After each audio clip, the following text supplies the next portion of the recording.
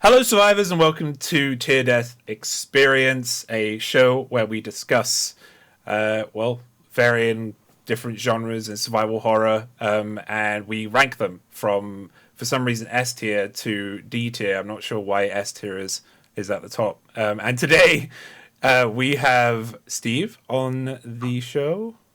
Hello. I don't have any witty things to say because Sai is really smart and I'm not. And we also have Jordan. Hello.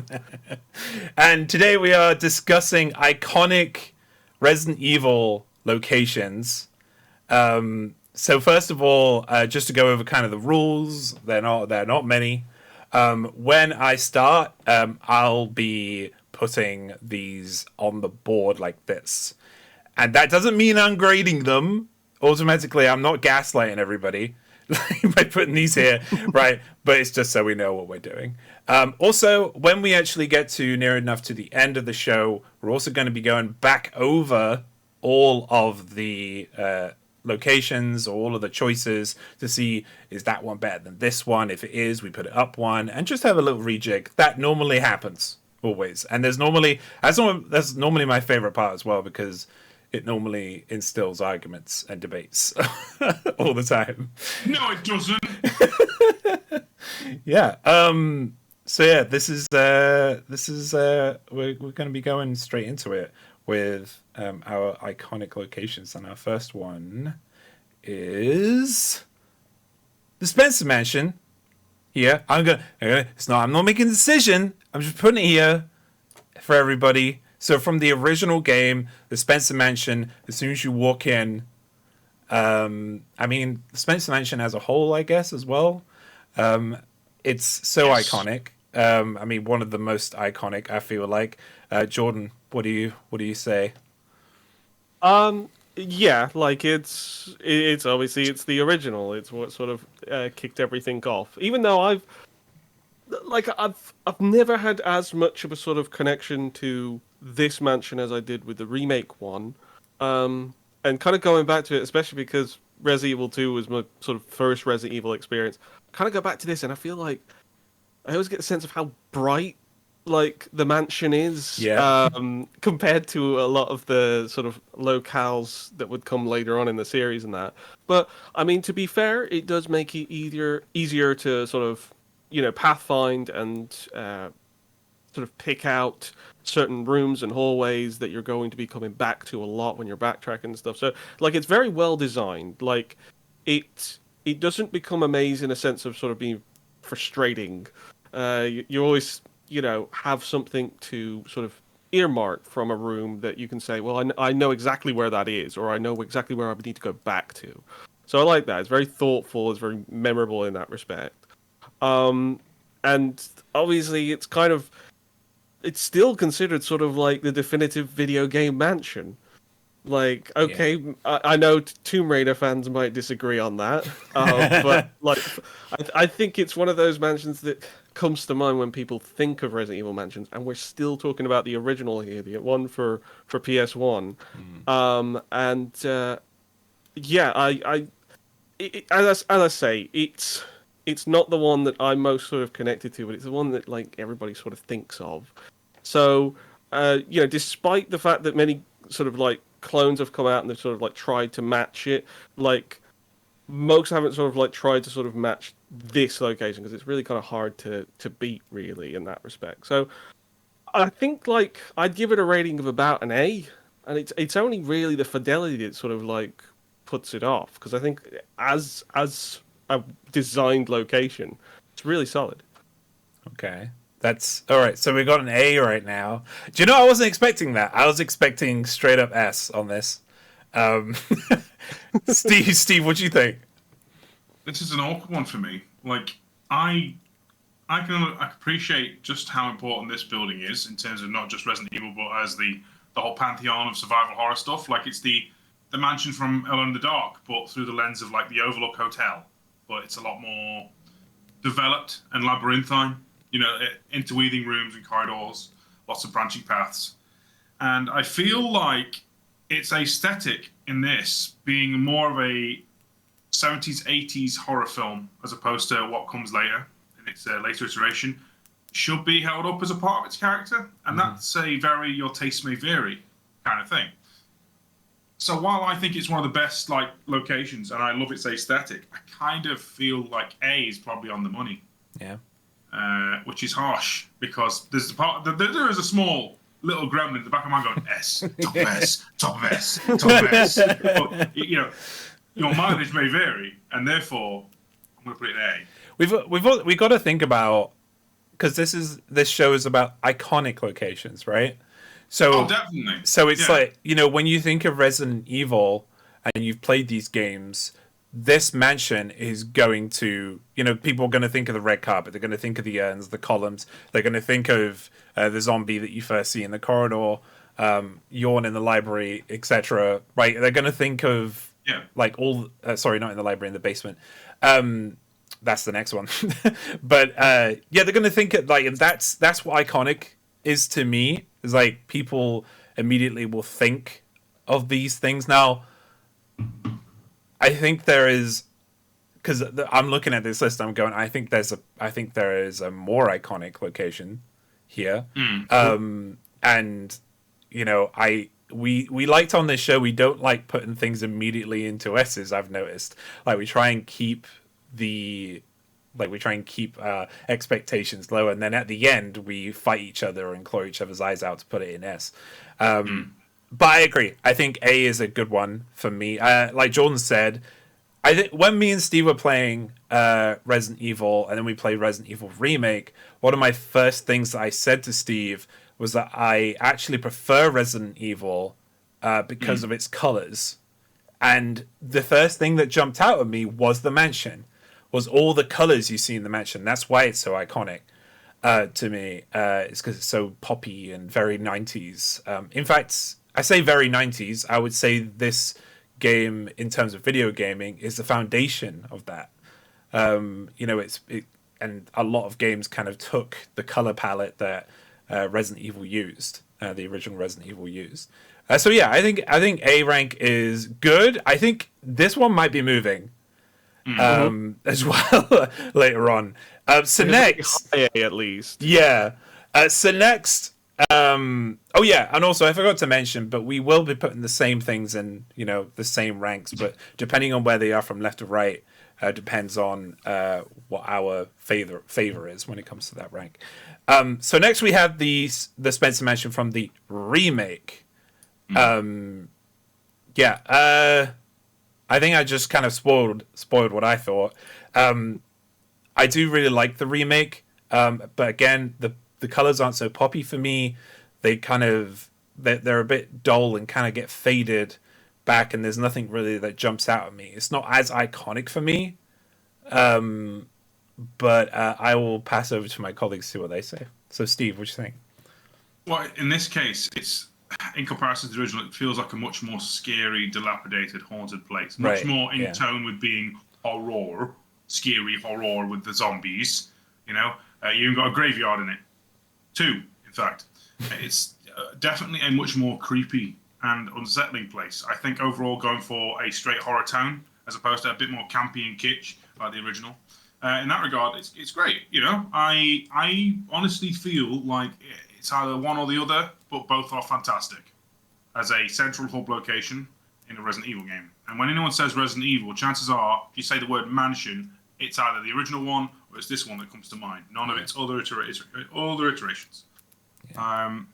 And again, I'm with you, James. I'm in team. I prefer the campy, cheesy colours of the original, but I still kind of very much like this place scared me. My first two or three walks through it. Yeah, I could appreciate that. Yeah, they were definitely trying to hit a certain type of tone when it came to the horror with this game. I mean, when we say Spencer Mansion, do we mean like the hub location itself, not like its cabin in the woods?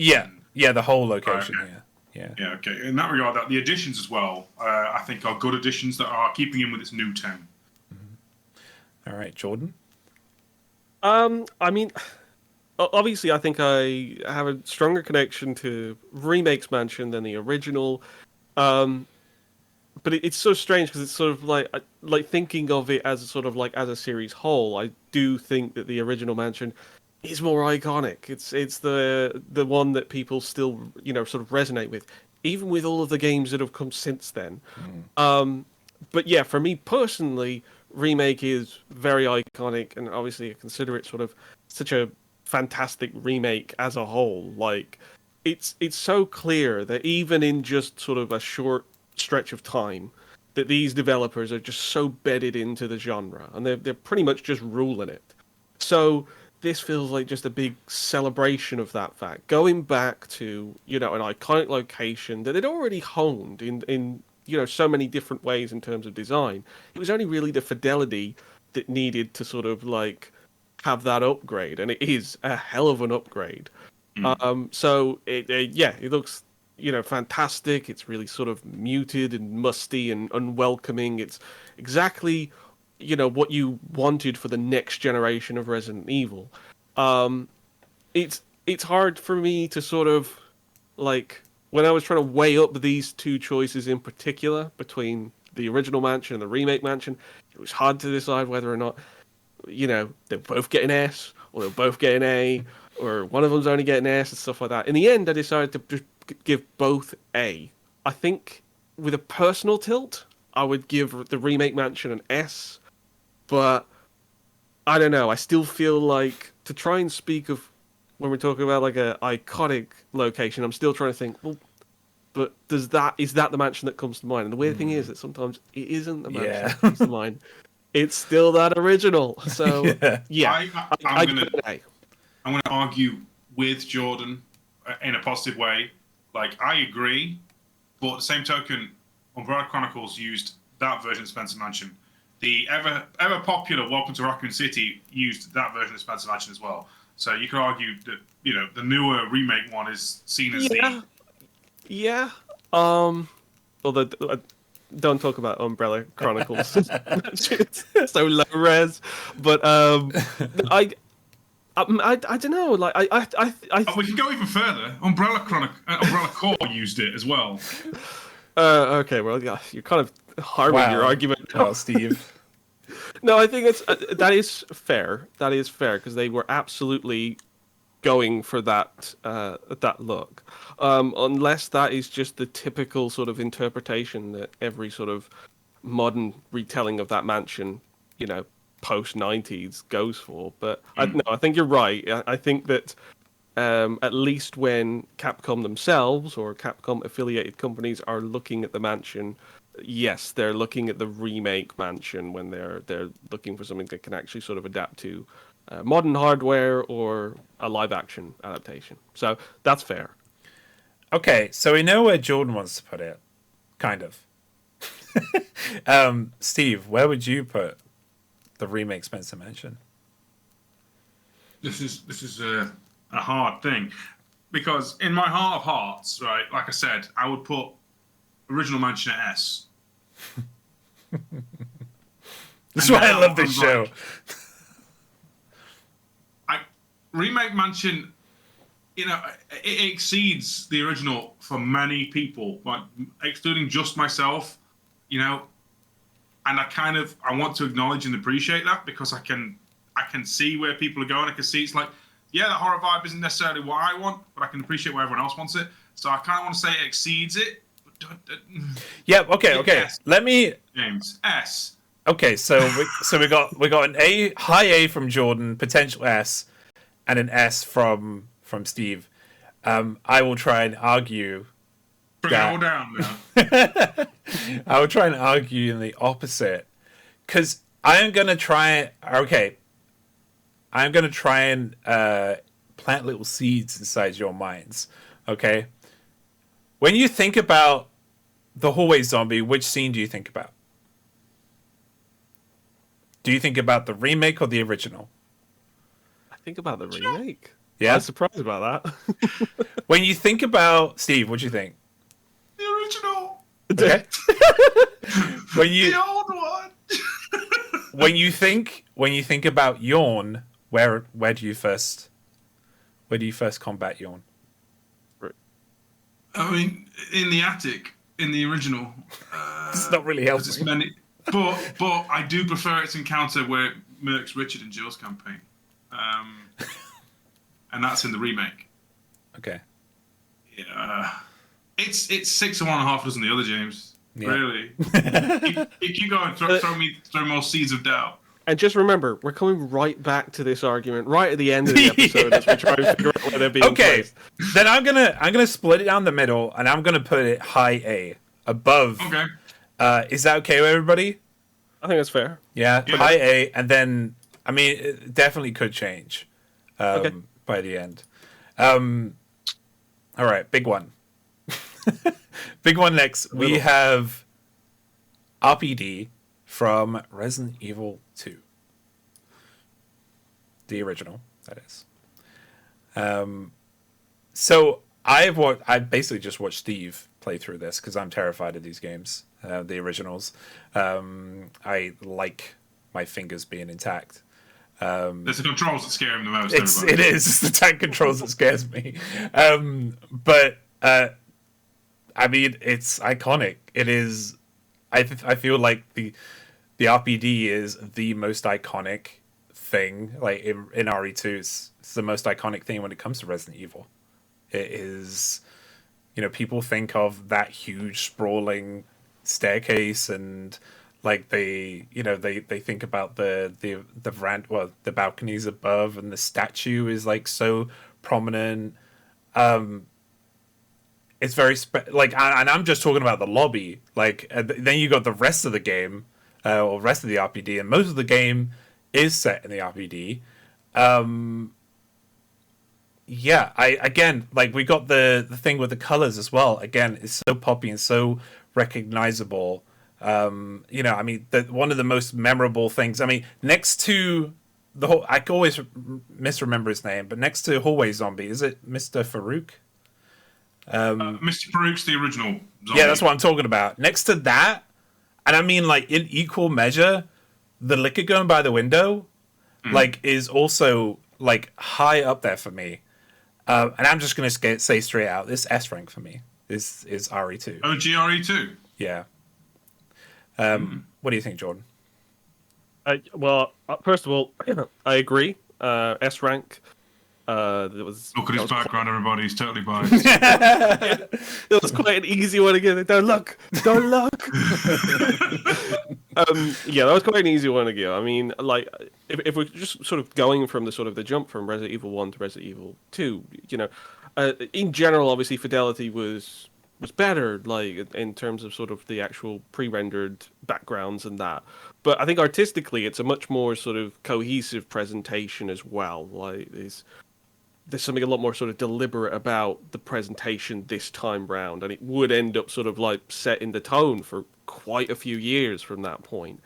But yeah, about the location, it's sort of self. I think presentation wise, it is sort of phenomenal. Like, there's a lot of sort of storytelling to obviously the detail of the backgrounds. Wherever you're sort of going it's sort of littered with all of these sort of pieces of you kind of coming in the aftermath. So you're seeing all this sort of like debris and, characters on death's door that's just sort of spelling out the carnage that you are a bit late to. I mean, I obviously, we don't want to necessarily get too much sort of into music and stuff, but one thing that the music does really well is that it has very atmospheric elements to it that sort of end up enhancing those areas. And, even though it's a very large sort of lonely place, you always feel that you're being watched. And I know that's kind of that's demonstrated very on the nose with the liquor at the window, but still, it's fantastic from that perspective. I think sort of as a design, it's weird because it's very sort of iconic, but I think maybe it is a little bit weaker than the RE1 mansion in its sort of design. That's not to say that it's necessarily that much worse, because to be quite honest, what it's working with compared to a mansion where you can be a lot more creative, I think they got a lot out of the RPD for what is a police station. Granted, it's sort of like it's a sort of a refit basically of a different sort of purpose building and that, but there's a great deal of sort of variety to it. It's you end up obviously spending decent amount of time there, seeing sort of the many sort of shades of sort of the East Wing, the West Wing, and sort of like, yeah, I do like how much variety it's managed to sort of pack in, and it's kind of surprising that that was the location that ends up being the one you think about all the years later, that you pine to see again in a remake, and you see flashes of it in like one of the live adaptations. It's fantastic to see. So yeah, I think that it's a solid S for me, and it's not just down to the fact that it was one of the first games that I played in the series. I think it's just a really solid sort of opening area where you're getting used to Resident Evil 2. But yeah, it sets the tone so well, and it's very memorable. Yeah, to piggyback off that, tone setter, I think, is the strong thing here. Like, Resident Evil 2 in itself is a lot more of a run and gun, desolate kind of thing compared to RE1, where it's a little bit more methodical and slow. And the fact that RPD is in such disarray as you walk around, it kind of, encourages you to pick up the pace a little bit. There are moments. The RPD sets the tone itself, I feel like. Yeah. Yeah. It also has like a lull of false security as a police station, I suppose, should. Like, the main hall look so serene and calm, and then the second you go to any other part of the building, it's destroyed. There's bodies everywhere. There's liquor staring through windows. The liquor corridor itself is an iconic location.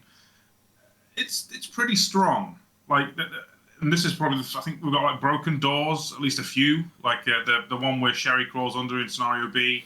A lot more interactivity compared to its forebear. It's also not got a toilet for whatever goddamn reason, and I find that very silly.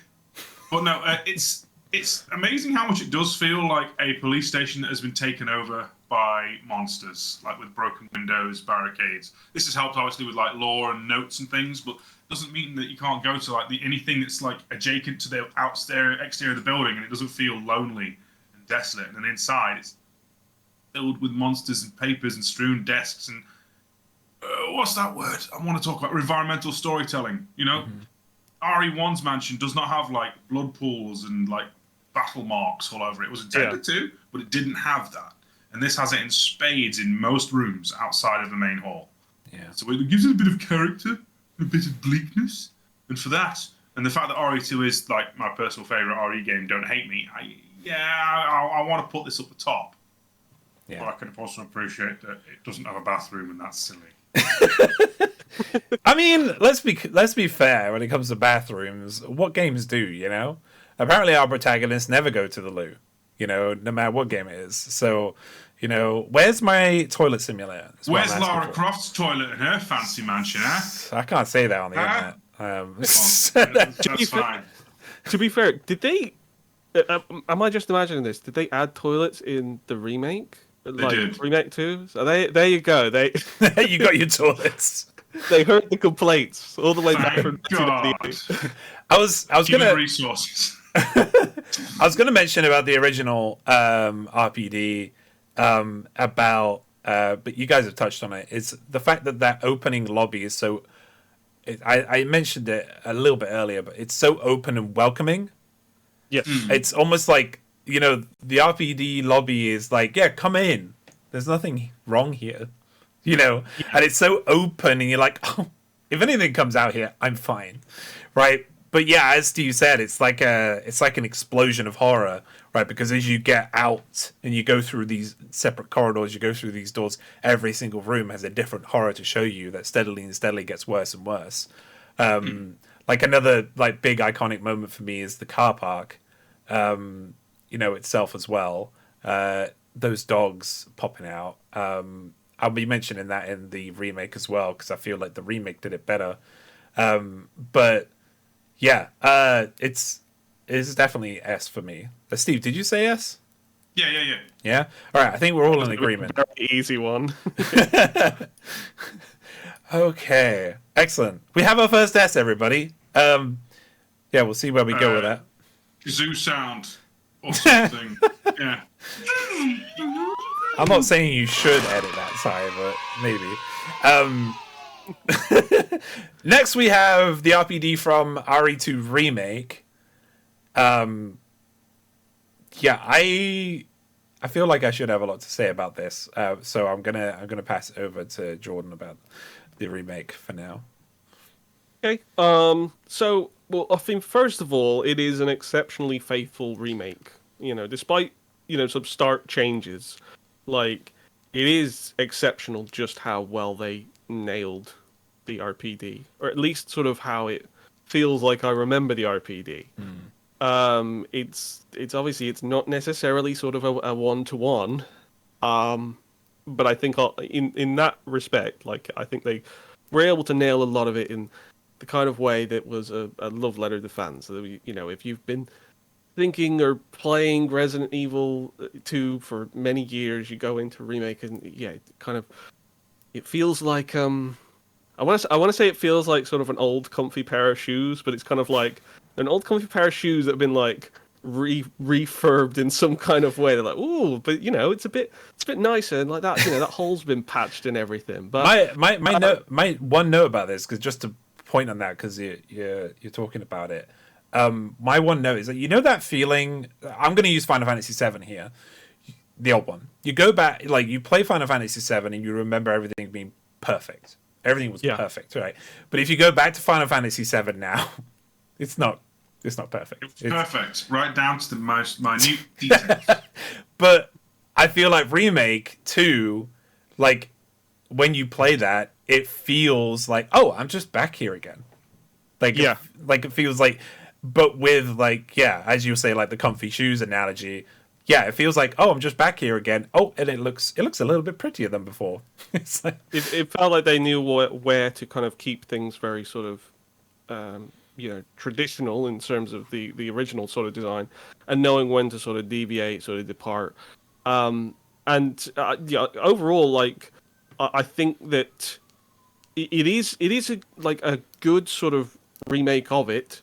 Although it is a shame that so much of it is basically sort of shrouded in darkness. It's it's weird because that is just lighting. It's not necessarily taking away from actually all the meticulous work that went into actually, recreating that environment.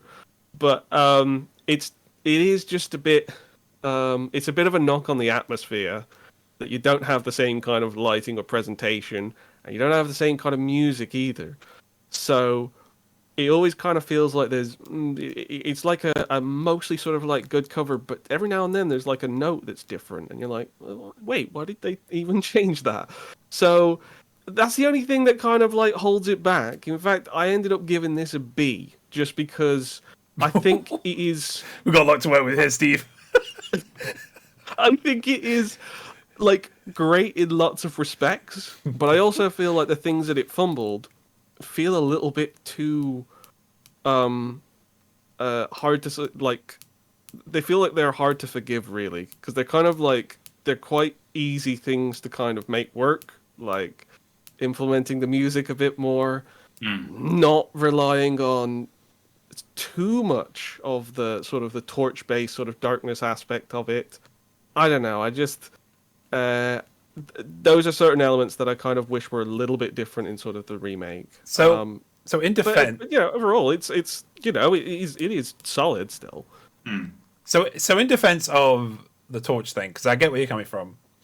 In defense of that, and I made this argument when it first came out as well, is that what they're trying to do with that darkness is trying to give you a form of fixed camera angle, but with the torch instead. Like it's like you got your fixed camera angle, and that's one of the most terrifying things about it. It's like up there, like you don't know what's around that corner. And they try to. I think the reason why the game is so dark is because they're trying to implement a similar form, just with like a more dynamic kind of torchlight situation. But I get where you're coming from with it. In that regard, it is different than RE2. What do you think, Steve? I feel like this is someone has attempted to, if what's the time? Say someone's made a banger song and someone else is covering it, and they want to do it in their own way. This feels like that. It feels like the cover song version of the RPD through the lens of the original Resident Evil remake, because it's a lot more desolate. It's a lot more annihilated feeling in most places. Even the opening main hall is now basically a medical center / morgue, with people, empty gurneys, but those kind of things and medical, I don't know what you call them, shrouds and stuff everywhere. It definitely feels a much more like apocalyptic place. It's not safe anymore. It's a Thunderdome. It's a Thunderdome for Mr. X to show up in. Yeah, I find it a lot more haunting. The place feels a lot more ominous and dread-laden. It feels a lot more like an art gallery as well. It leads into that whole lore bit that was added from Operation Raccoon City. A lot more. It feels a little bit more. It could have been a very beautiful artistic place if only for not the monsters and the police cabinets. Yeah, so I kind of like it on that front, and the fact that it does something new for a Resident Evil game in that the environmental weather effects have now bled into the building, and there's like flooding in certain areas. The lighting obviously buggered across the building. Trying to think what else. It's got a bathroom, a working functional bathroom. It does. Does that bump up a couple of ranks, Steve? Now it has a toilet.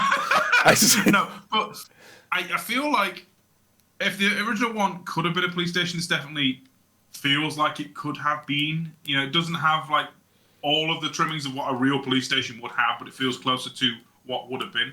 And in terms of the actual map layout of it, I think it's rather inventive because it does more in attaching the lab and the undercarriage of the building all into one thing, as opposed to like a tunnel from RPD to sewers to lab. It now feels like a cohesive like sandwich that you can backtrack from through. So yeah, it's a pretty fantastic location. Aesthetically, I can understand what Jordan's saying because it looks nice, Steve. You got see of it. It's pitch dark all the bloody time.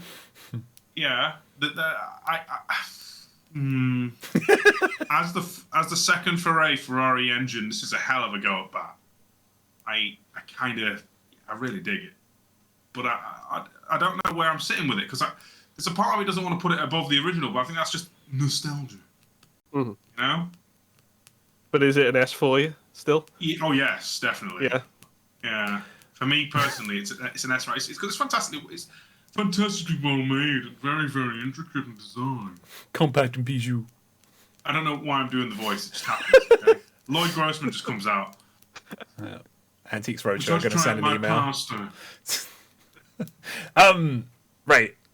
So I don't want to beat around the bush. This is an S rank for me, and it's purely because, and this is coming from a new perspective because I didn't really experience the original game when it first came out. I didn't at all, actually.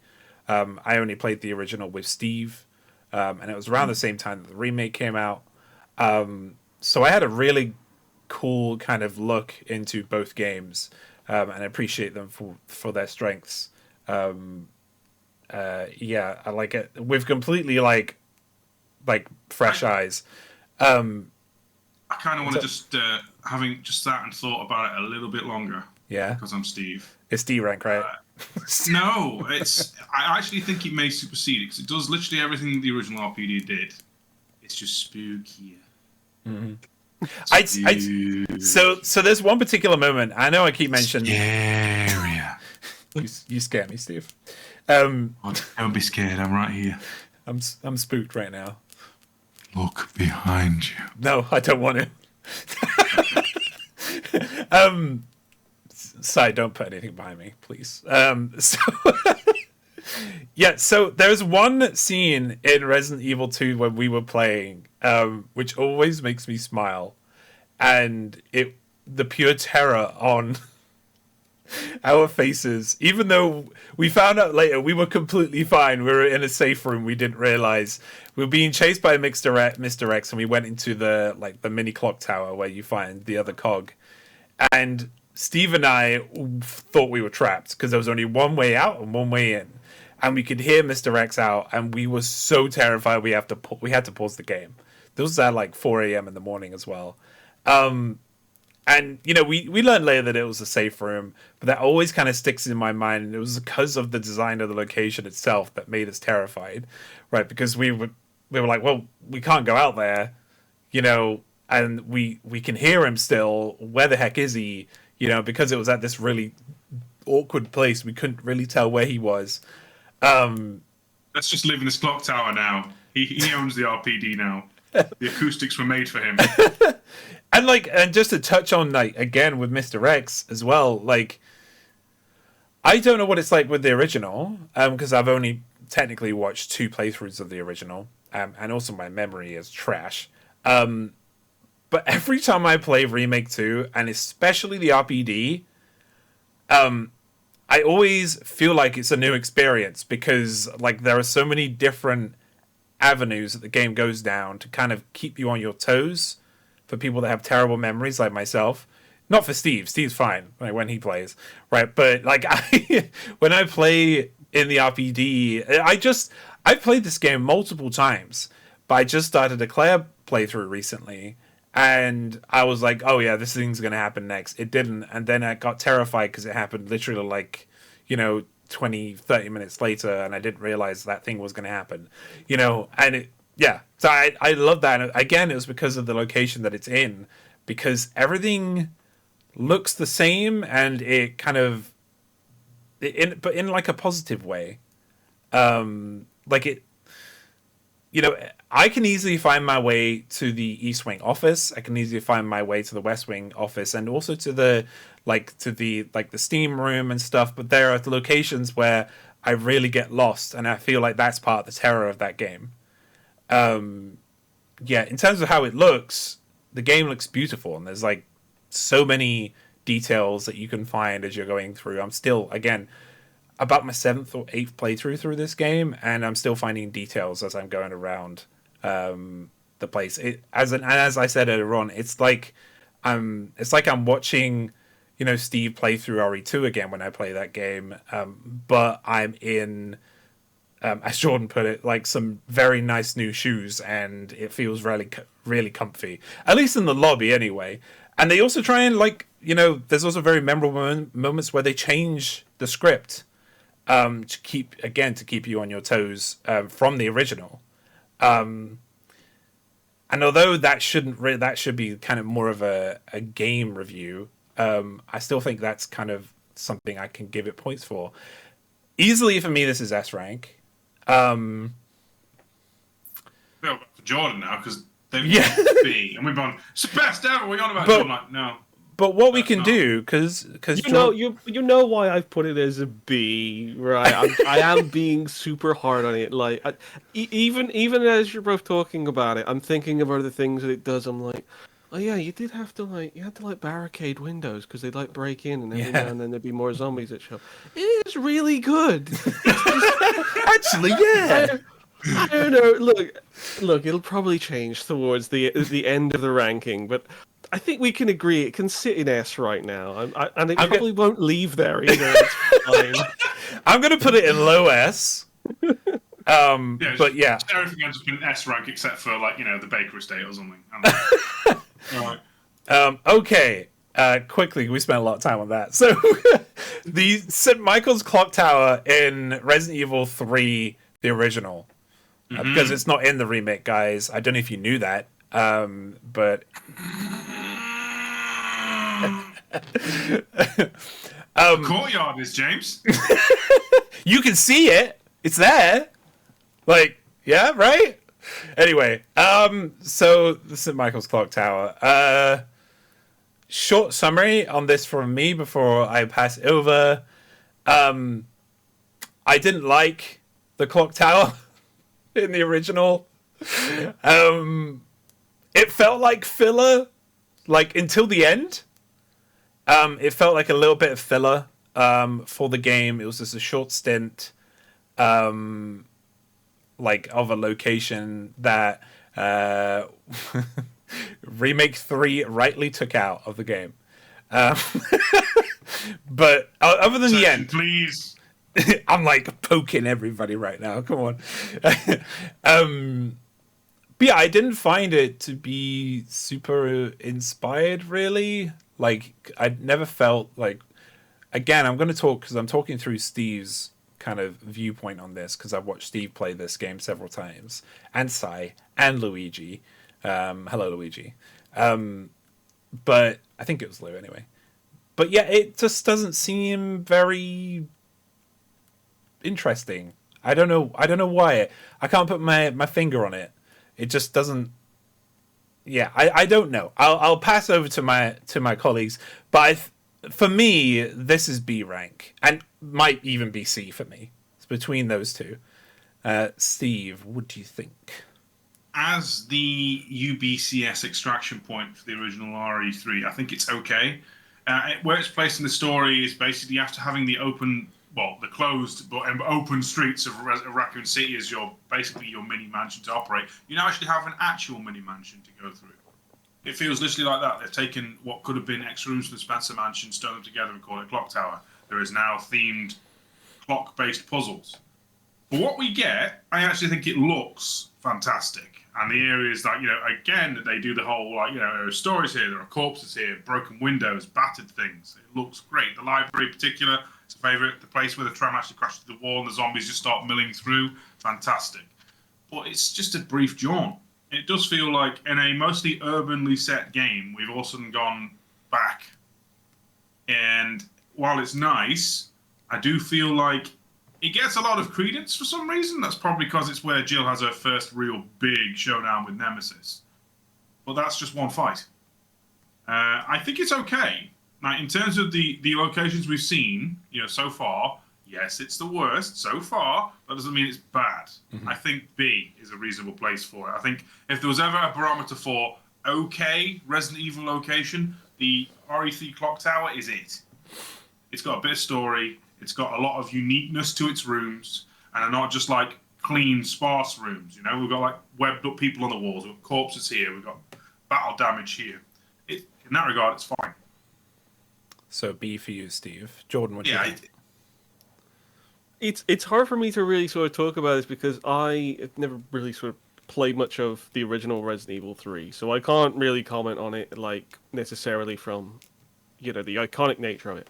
Obviously, I've played the remake where it is completely missing, and people certainly let you know about that. So I can only really kind of glean it from what I see looking at playthrough footage of it, actually looking at the area itself, and it is an intriguing area. Fact of the matter is that the idea of a little mini mansion that's just completely filled with spiders, I think warrants some degree of interest. That it's I can understand why that would be memorable, horrifically memorable in some fashion for a lot of people, and why they may want to see that again, especially realized in the new RE engine and the fidelity of the visuals that you can kind of churn out with these remakes now. But I don't really feel like I can say much more than that, just because I've only really I've watched a bit of footage, and it looked pretty cool. Like, it looked like it was varied, albeit sort of short. I was kind of surprised when sort of like reviewing through these locations that when I actually went and looked at playthroughs, yeah, you're not there for that long. But I can understand why, players have sort of missed it. I can't really say much more than that, and yeah, I'm sure there'll be people in the comments who can maybe weigh in a little bit more on how they feel about the clock tower in particular. I gave it a B, which it was just sort of like hitting kind of that sort of average scoring. It's not to say that I necessarily think it's solidly B, because I've not experienced it firsthand. That's all I can say. There are definitely worse. For not bad. I think the thing that helps me like with that kind of this ranking is just looking at all the others here, and it's definitely not the worst. I mean, it has spiders. Yay! For some reason, Capcom hate putting spiders in their games past the originals, so I don't understand why. Spiders are great, but yeah, I think B is good. Like, it's a very good middle ground for this, especially with what's to come as well. Steve, did you say B as well? Yes, please. Yeah. All right. We'll just plot that in. Do you have anything else to say, Steve? I do, but I want to save it for review time. Okay. All right. Got to keep a few cards up my sleeve. Right, Just remember, we've got a whole civil war to kind of go over the original mansion. Actually, it's funny because I think we're probably going to have a little war with this one. So the 55 friggin' minutes in, and we're only just Spencer Memorial Hospital. So we got the Spencer Memorial Hospital from Remake 3. I love this place. I absolutely adore this place. It's so scary. It's so, like, it reminds me, and you guys know how much I love Alien. It reminds me of Alien, like a short little, like, kind of movie in itself. It gives, it also gives more characterization to the characters that we never knew anything about beforehand. Get to love them a little bit more. It's also like it's a little puzzle piece in itself. This place. Yeah, I feel like this is just straight up. I'm gonna say this is low A for me. This place. You want to elaborate further? I mean, it's just because, like, when it comes to Remake 3, if I am trying to remember an iconic place, the hospital is always the thing that pops into my mind first. And it's because of just how terrified I was to go through that place. Like, having hunters and stuff, like, hunting you the entire way. Not knowing as well when they were going to come out, because again, my memory's terrible, and I would see a shadow of one and not know. The only ones I know of are the two that are in the room fighting each other or eating bodies or something. Yeah, and then there's the end of this chapter where, like, you had this. I know, like, a lot of people don't. I think this might be a controversial opinion, hot take, if you will, right? But the end where you are in like a gauntlet of trying to survive. Yeah, I love that. I love doing that. Like, it felt like a horror movie. Again, I'm talking like this is. Steve hated it, but again, it goes towards my initial point of it feeling like a mini movie in itself, right? Because you got to the end and you have this big finale, this conclusion where you're trying to fight off the zombie horde that's slowly snaling through the windows. And you have to try and survive hunters and other things as well as it goes while you're being shouted at. Yeah, and Jill's like freaking unconscious. In the tornado, there's a lot of stress and tension. But yeah, Steve, what do you think? So hospitals in Resident Evil games, generally I don't like. I think they're a bit mid. This is the exception. It beats out the original RE3 hospital, and it beats out the Outbreak hospital. It actually feels like it could have been one for a start. Areas tend to be closed off. It feels more like a clinic, really. But it's pretty intimidating. The fact that it's so well interconnected, especially its upper floors leading to different things on the ground floor by jumping down, I think it's kind of neat. Aesthetically, it feels very much like a hospital in any zombie film. There are corpses around. They are shambling. There's blood smears everywhere. There's like a small barricaded room with a shed load of them in later on, I believe. The Hunter, again, does a cute reference to both the original RE1, but is also there where they would be in RE3. And they are at their most threatening. And they use the environment to that, they can like mantle things and jump around, which I think is great. Yeah, overall, it's solid. I don't know if I'd put it like beyond the original clock tower. I feel like it's on par with, but it being the first real hospital-looking location in a Resident Evil game that feels like it could have been a hospital as opposed to what the other Resident Evils did. Not saying that Outbreak's hospital and RE3s were bad, all right, but this one was a bit better. Okay. But that siege, you had me up until that siege, James, because it's got zombies that their corpses just go. And it's so fun. Yeah, they do that literally because the engine would probably tank if they didn't, and unfortunately, it ruins my immersion and it's very silly. Unfortunately, I like silly things, so that's fine. Yeah, I would put this at the present moment at the bottom of A. Because it's also the most modern, urbane, Did you say bottom of A? Technological thing. The RPD still looks rustic. And the Spencer Mansion, rustic. This looks like real place you could go to. Speak words good. I am a philosopher. Did you say bottom of A? Yeah. Oh, that's what I said. Okay. Yeah. I don't know if it's a place that I'd really want to go, though. Dr. Hunter, we'll see you now. Just a little off the top. Now I have this vision of those two hunters in that room just in overalls and just with a pinboard on there and just writing, looking at you. Do you have a problem, nurse? Yes, this patient's apparently very dead. Because we stabbed him. all of the problems. If anybody, prescription for incendiary rounds. anybody they can't cure, they just take their heads. Yeah, code blue. Take him to the head room. What do you think, Jordan? Okay. You're right. It certainly looks like a hospital. Like, it's not, it's not Resident Evil Hospital. It's not like got a bunch of trap doors and, suddenly there's like a desk that if you just press the corner of it, it flips over and you've got an underground facility. Well, it is actually. What am I talking about? There is an underground facility. Shut up! Right? I had a good thing going there for about 30 seconds. I guess it's more memorable than it really has a right to be. I'll say that, and I think definitely. that is in large part to the hunters, who are the star of the show. Like once you start encountering them, especially on that sort of that main sort of courseway, sort of connecting, either wing of sort of the hospital. Yeah, like once they're sort of in the play, it kind of ramps up a great deal. It is cool to sort of go from room to room.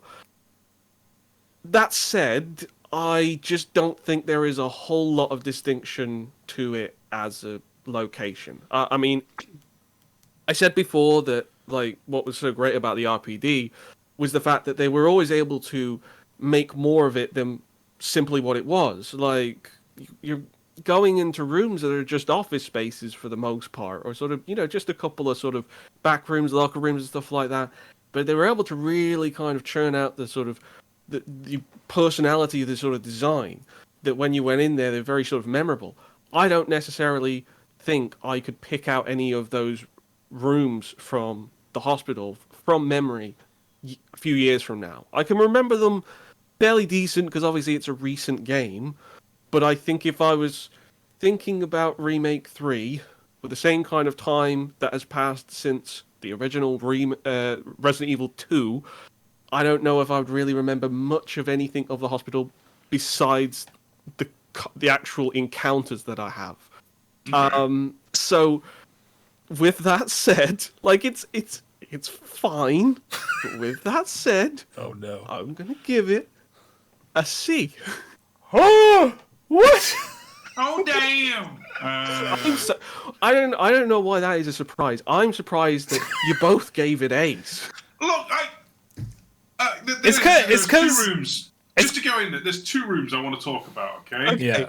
Okay. Right. The nurse's station, like just before you go into like the room with Doctor Hunter and Nurse Hunter, is a dilapidated mess of paperwork and stuff that happens to look a hell of a lot like the pediatric section at my local hospital, which I've been to a few times with a kid. Right. Okay. And I think there's maybe a little bit of an overlap there, like nightmare stuff. And then there's also the room before you get the antivirus vial doodad, or a part of it anyway. It's like just literally strewn with bodies and looks like a proper bloodbath's occurred. The second you try and leave that room, the first hunter arrives. I think it's a great tone setter, seeing a room filled with bodies, blood, and death, and then the green toadblob man comes with a knife and goes, "Hi, I'm gonna claw you now."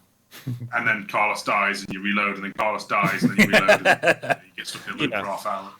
No, I understand. I mean, obviously, I think it has to work with its set piecing in order to really make it as a location, because there is only so much you can do with just standard hospital corridors, and that is exactly what they are. Like, there's no real sort of way of sort of dressing it up because they have went for realism there.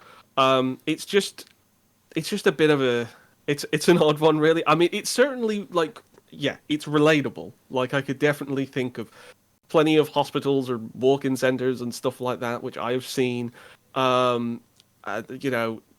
Imagining the reception area suddenly getting overfilled with zombies and them exploding into ketchup packets.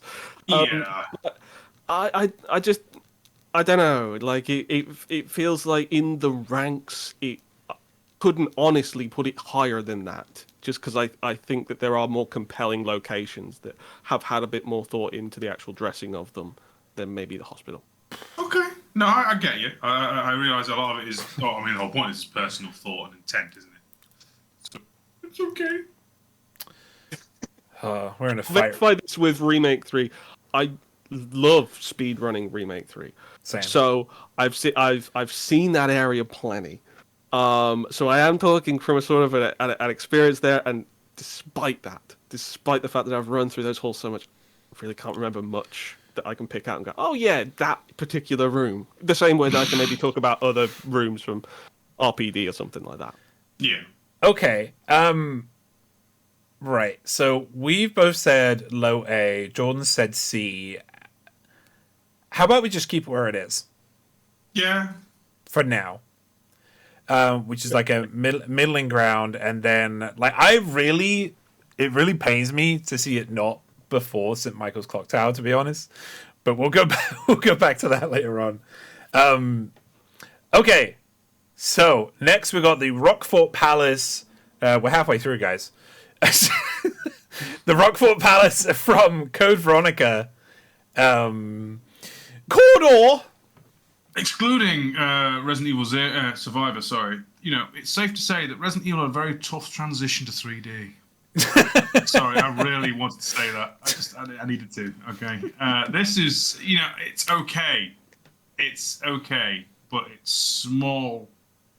And while there is a lot of marble, and there is a fair bit of damage, especially like Alfred's portrait, I want to just jump in here and say, it's okay. And that's it. Like, What's the rating? For me right now, it's C, because it's okay. Like, you know, it's got a little projector room, which is neat. And the encounter in the main hall where you fight Alfred is neat. And then the rest of it is just marble bollocks. End quote. Marble bollocks. Oh, sorry. Foggy marble bollocks. So, yeah, I agree. I don't think it's... I think there are scenes in it that are iconic. But I don't think it's the location that makes those scenes iconic. When we say at Rockford Palace, we mean the palace. We don't mean that little castle out the back that's terrifying and nightmare fuel, do we? We mean the palace. Yeah, the palace. Yeah, yeah. Because if it was including mini Castlevania, it goes up to, like, you know, middle B. But unfortunately, without Castlevania, Dracula sitting out. I actually can't tell you. Like, I know I've been using like kind of scenes and, you know, set pieces a lot, but I can't really give you many set pieces. Actually, I can't remember any right now from Rockford Palace that really like kind of blew me away. There are definitely character moments that are that I love, but again, I would say that it isn't because of the iconic location. Like that, these moments have stepped apart from the rest. Like for me, like so, I don't think I need to say much on this, to be honest, because I think Steve's already said a lot. But like about like I agree with. I am also going to put it in C. So aside from a meme that the viewers can't actually see right now, Steve is suffering, you know, being cooked alive to the viewers' enjoyment until they let him out for whatever reason. It's Alfred, and that's it. Yeah. And that's more Alfred being amazing than it is the building. Yeah. Mm. Right. What do you think, Jordan? I mean, does it count if I've mostly experienced this through Dark Side Chronicles? Because I haven't really like. It is you Dark know, Side Chronicles. I was right? Yeah. I was thinking that actually, because the fun thing is smashing all the windows. And the, like, episode 52, by the way. But yeah, I experienced it through that, so I'm not necessarily talking about the original game's experience. I mean, what I'll say is, like, it is a location that sort of stuck with me just because you can't help but compare it to the mansion.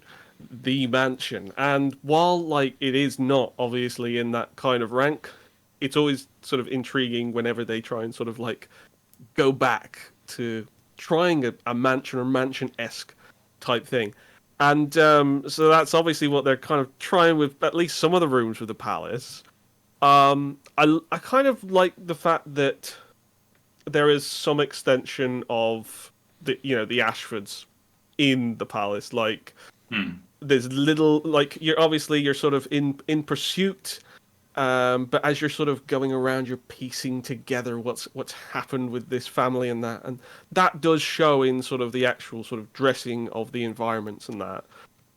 So I'll give it that kind of credit. But obviously it doesn't necessarily like stick out to me all that much. I quite like the courtyard, like a kind of not enough courtyards in Resident Evil. I'll say that. So give us some more of those. But yeah, besides that, I don't necessarily have a whole lot that I can really say from my perspective. I gave it a C as well. Like I like the effort. But yeah, not much more that I can say besides that. All right, our first C there. C for Code Veronica. Had to think really hard about that one. All right, well that was quick and easy. So next we have from the same game. We have the Antarctic base, where Chris is trying to look for his brummy sister. I was a bit harsh to Rockford Palace. I will fully concede. Okay, I think this one gets more points because the blue fog works in a shut down, decrepit, under the ice facility, and it's got its own little mini Spencer mansion outright in there. And I think, well, again, it had a rough transition to 3D. It generally does something more unique than every Resident Evil game that has come before, and I think since in that regard. We don't get many Antarctic hellholes that are slowly freezing over and take actual narrative damage as the game progresses, which I think it should get a bit of points for, because obviously when Claire and Steve bugger off and burrow a way through in like an excavation digger, the place floods and then becomes fully frozen over like a solid block of ice. My only argument against this one really being bad is that you don't really see much of its exterior. It's all interior. Yeah. No, good point. Sorry for just running in and going... No, yeah. I mean, do you want to hear what we have to say, or do you want to give it a rank or estimation? I want to feel like, I'm sorry I pontificate straight away, but I had to get it out because I realised I've been mean to Code Veronica again, and that's not allowed. I honestly, I would put this right now, personal choice, at the top of B. In sheer, it gets a lot of uniqueness points for being the frozen hellhole for me. Mm-hmm. Yeah, I agree actually. Again, thinking about iconic, like the location and how iconic it is. I think the first thing I think about when with this game is the freaking plane crashed into the building. Like, it is super cool to look at. To minus points from it, I feel like a lot of the rooms are very samey, but that's kind of a symptom. You're in a snowy climate, everything's icy, so yeah, everything is going to be pretty samey. Like, it's very hard to kind of not do that. Specifically, I think the more ground level stuff is kind of very. It kind of melds all into one in my head. But yeah, otherwise, like, there's a lot of iconic moments in the Antarctic in this base. There's Steve, like, turning into a bad man. There's there's Nosferatu, who is freaking awesome. I think if we ever do get a remake, like, I can't wait to see him. Like, 'cause even in this game, he looks great, but he really, like, has a lot of presence due to the location he's in. I think high B, low A for me. But I could be persuaded. Jordan? Well, okay, first of all, this is another C for me. But bear in mind, I only have so much experience with this game. Right. But I do sort of echo the sentiment that it is very samey in a lot of sort of places. There's obviously only so much it can do. It's very industrialized, and it's very sort of monotone. Which kind of limits it. But yeah, it definitely has some, memorable places and sort of moments. And, it's extremely creepy discovering Alexander Ashford. And so that even sort of sticks out from sort of an outside perspective. But, when I think about compared to locations that are in this list, and also compared to this location if it were to get a remake, which probably will happen eventually.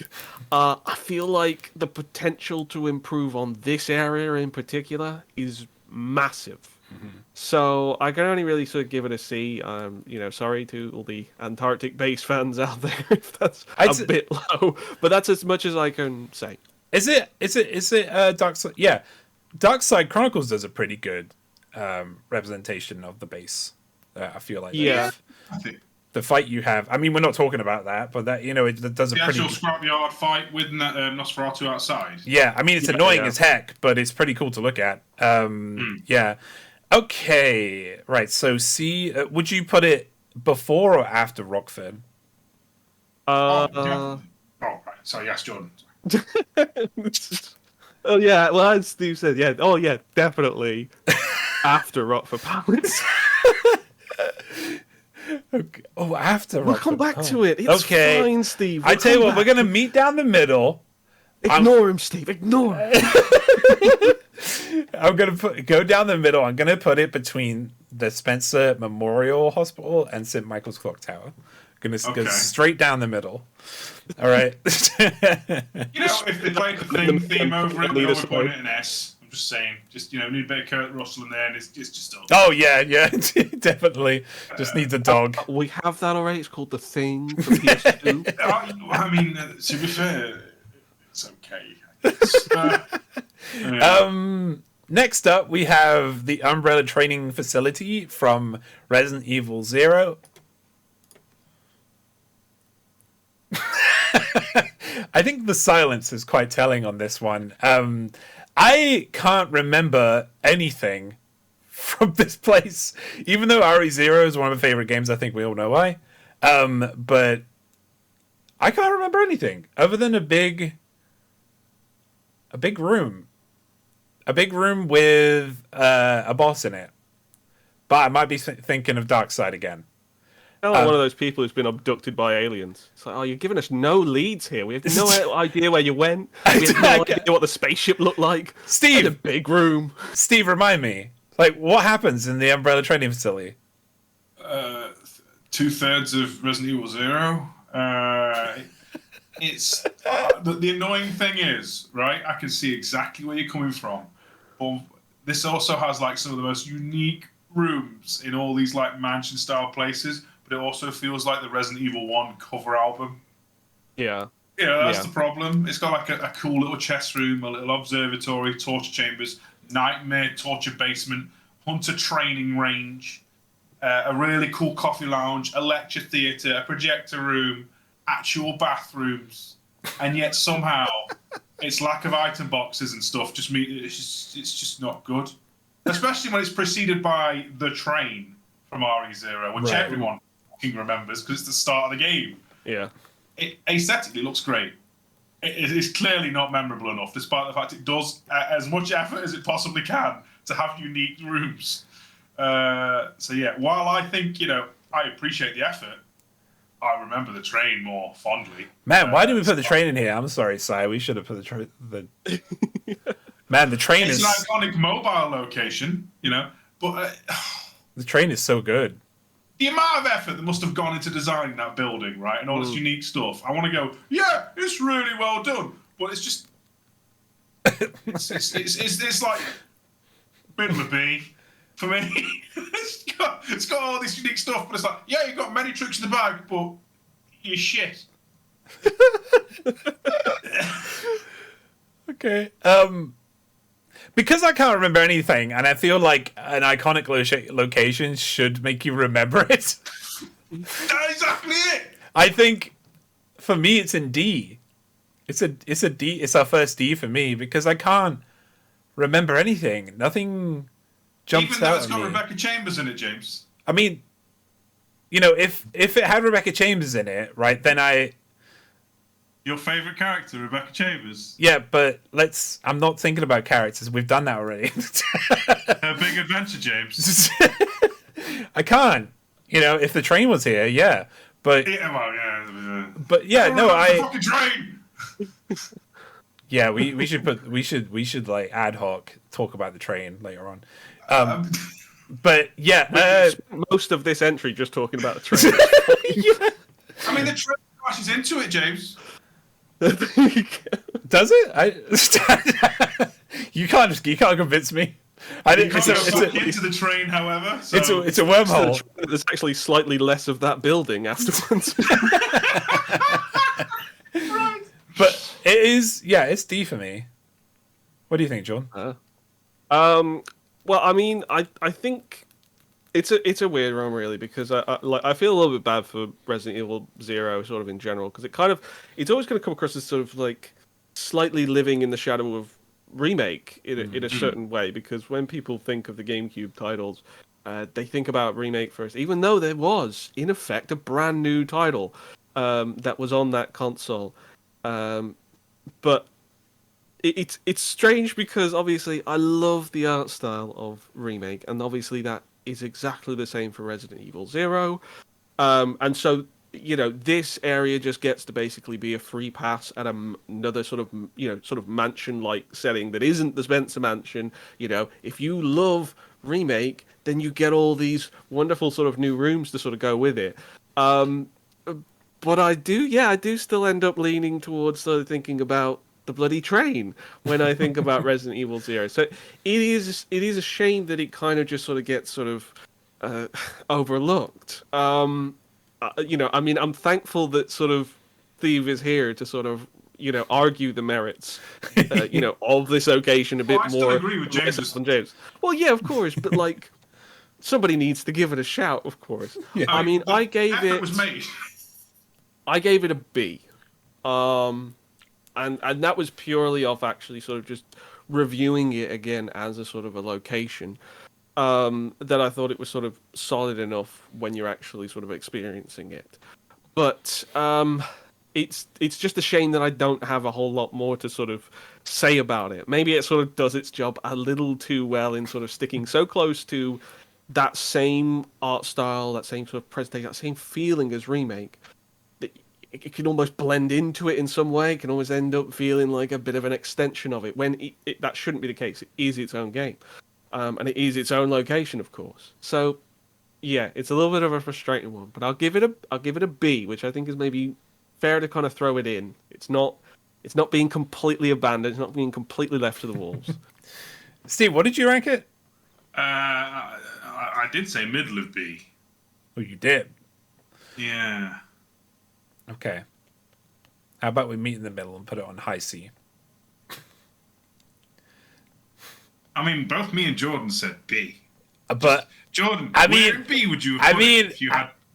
I mean, twice now we have had A's, and I've degraded. So, I mean, I know we're gonna go through all of this again towards the end, but like having a quick sort of glance. I would probably put it at the end of B, yeah, because I don't think it's necessarily like the hospital still sticks in my mind a bit more than the facility. So yeah, that's whereabouts I'd put it. But we'll come back to this. It's fine. So top of C, James, is that what we're saying? Or bottom of C? if you're okay with putting it at bottom of B, I'm okay with that. But I feel like I can persuade Like some. we're arguing the either side of the You same did say doorway. D. You did say D, so I figure meeting you halfway is top of C. I mean, it is. That's why I mentioned it. But at the same time, I feel like I have an argument later on that I might be able to persuade you both with. But Okay. let's carry on. So next we've got the Spencer Rain from Dead Aim. Spencer Rain. Okay. All right, guys. So you just hug the left wall, and then you just keep running. This location is a boat, and Yeah. it's on the sea, and it is full of no detail. It is bland. It is not memorable, other than the deck. When you get onto the deck, it's pretty cool. The deck of the ship, I mean, like the open deck. But yeah, it feels like, I tell you what, when I was playing this game, it felt like a lot of stuff was just copy pasted. Rooms copy pasted, all the rooms are the same. Like, there's these little corridors that all feel the same. Only around the middle of the ship do things kind of deviate a little bit, I feel like. Not iconic for me. Like it's not iconic for me. It is low C for me because of that. I don't have much to say on it simply because there isn't much to the Spencer Reign. As a stock boat with a lot of zombie skins and a few examples of battles throughout it, it literally does feel like a cruise liner with zombies added. There are obviously there's like the little lab chamber at the back where hunters crawl out and where you fight a boss. But this does feel like if there ever was like a stock area that you could buy off of an asset store and then throw zombies into it, it's the closest we're ever going to get to it. So in that regard, I'd actually put this in D, James. Yeah. I will agree with that. I don't hate Dead Aim. I actually enjoy it. Yeah, I mean, I can totally listen to our podcast. We actually had a lot of good to say about Dead Aim. We really do like that game, but the location of Spencer Reign isn't great. Jordan, what do you think? Yeah, I'm also going with D. It's kind of forgettable. It's a bit of a shame because it comes out at a time where it's early generation. You weren't necessarily sort of guaranteed the kind of asset density that you might get with games developed further along in the sort of generation or on sort of better hardware going forward than that. That said, there have been games that have looked a lot better in this genre and in this series that have been developed on the exact same hardware that just has a lot more to it in terms of environments. It does look like a cruise ship. It looks like a really crappy cruise ship in a lot of places. Like it's kind of we cannot actually afford to populate this room with items. You know if the train was here, James, it ranked fucking high in this cruise ship. Oh, That's how bad this cruise ship is. It's funny because, like, dare I evoke Resident Evil Gaiden, but I feel like Resident Evil Gaiden was a more noteworthy ship than Spencer Reign, and that was on the Game Boy Color. No, I in terms of actual narrative of the actual structure and stuff happening on it, I actually kind of agree. Although in that regard, you're only literally fighting variants of zombies, but some of them like just tap a crowbar like muggers in the 1950s. It's kind of charming. And then you've got obviously the lab in the ship, which is a lot more of a place that's scary and sciencey stuff. Whereas here, it's just like, there's this giant dude. He's going to wobble at you. Prepare to die. Like, okay. He is the iconic location. Yeah, that's the thing. This one literally just feels like a ship. Ooh. Yeah. Pretty much. All right, Spencer Reign is crap. And that ship has sank all the way to deep. It is deep at the bottom of the list. All right, here we go. Here's a big one. Next, we got Pueblo. From Resident Evil 4. You don't really know what else to call it because it means village in Spanish. So, but yeah, it's the origin of our sub name or our nickname at Fast as well, the Pueblo people. Yeah. So where do we want to rank this one? I feel myself, just quick summary, it deserves to be high. It is so memorable. When you first come out, the music kicks in. It's really hard for me, guys, to kind of rank music, but the very first thing that I think about when it comes to Pueblo is the music. That low, like, I don't even know what instrument it is, but the low, like it sounds like a grinding of a drum. That's constantly grinding, when the people aggress upon you, and then it may be in sepia, but dull sepia, but it's very iconic for me. Like it's the most iconic thing about Resident Evil 4 for me, and in total in the Resident Evil sphere, it's like up there, like with some of the best. What do you think, Steve? You mentioned the words RE4 to anybody, chances are this is the first image that pops to mind. This whole area.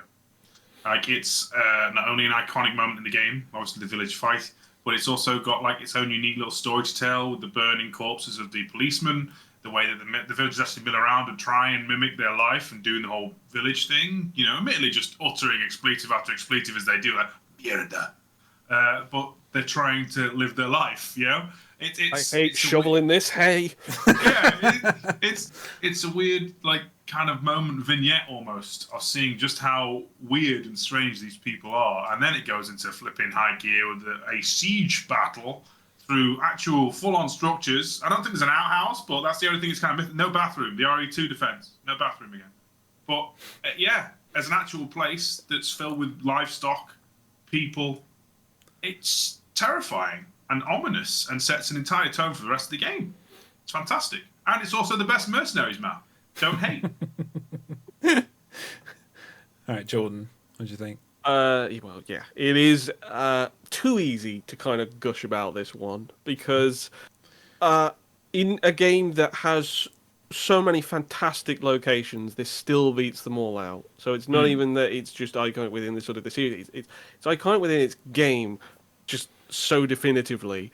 Obviously, I think a certain amount of marketing has, a part to play in that because, I think Capcom are very smart to basically push this area as the area to see in promotional material, which kind of like almost lulled you into thinking there wasn't going to be as actually much variety in the locations as you might think. It turns out that Resident Evil 4 is a massive game with lots of different locations.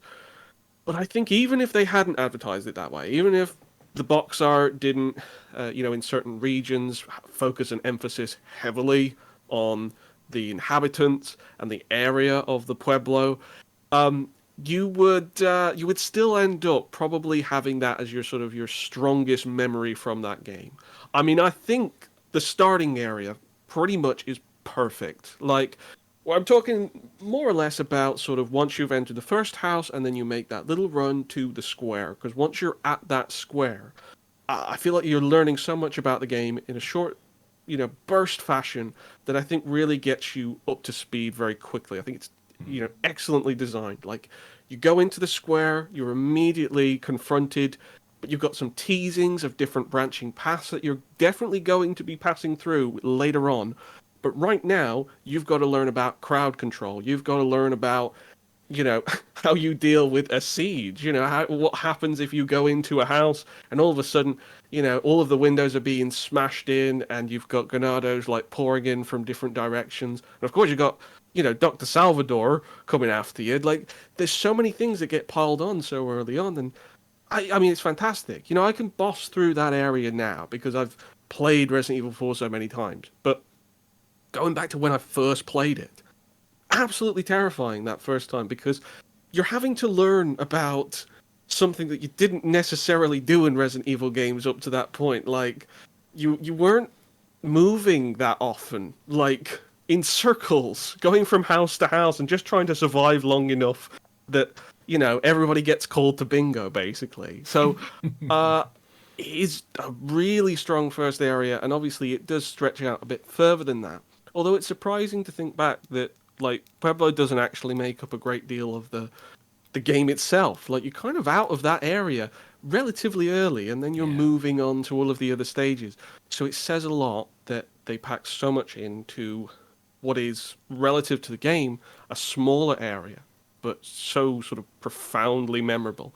So, yes, it basically got to be a showcase for a whole new kind of horror. It did change Resident Evil for the better, for the worse. Who's to say? But the fact of the matter is that I would give this an S rank. Easy. Yeah. Steve? You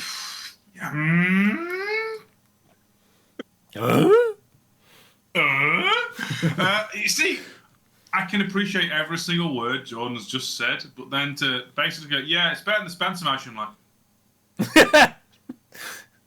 Well, I mean, look, right, we're going to get back to that Spencer mansion. Yeah. Okay, for the minute, Fair okay, enough. I will, for the sake of cohesion, and not to detract us further, I am happy for it to go A, anywhere. Okay. Anywhere in A.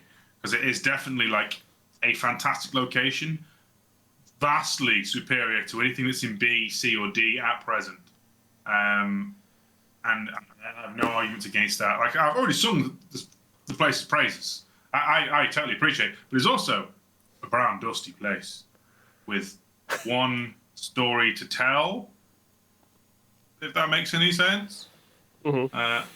So yeah, I will concede to go. Yeah, anywhere in A.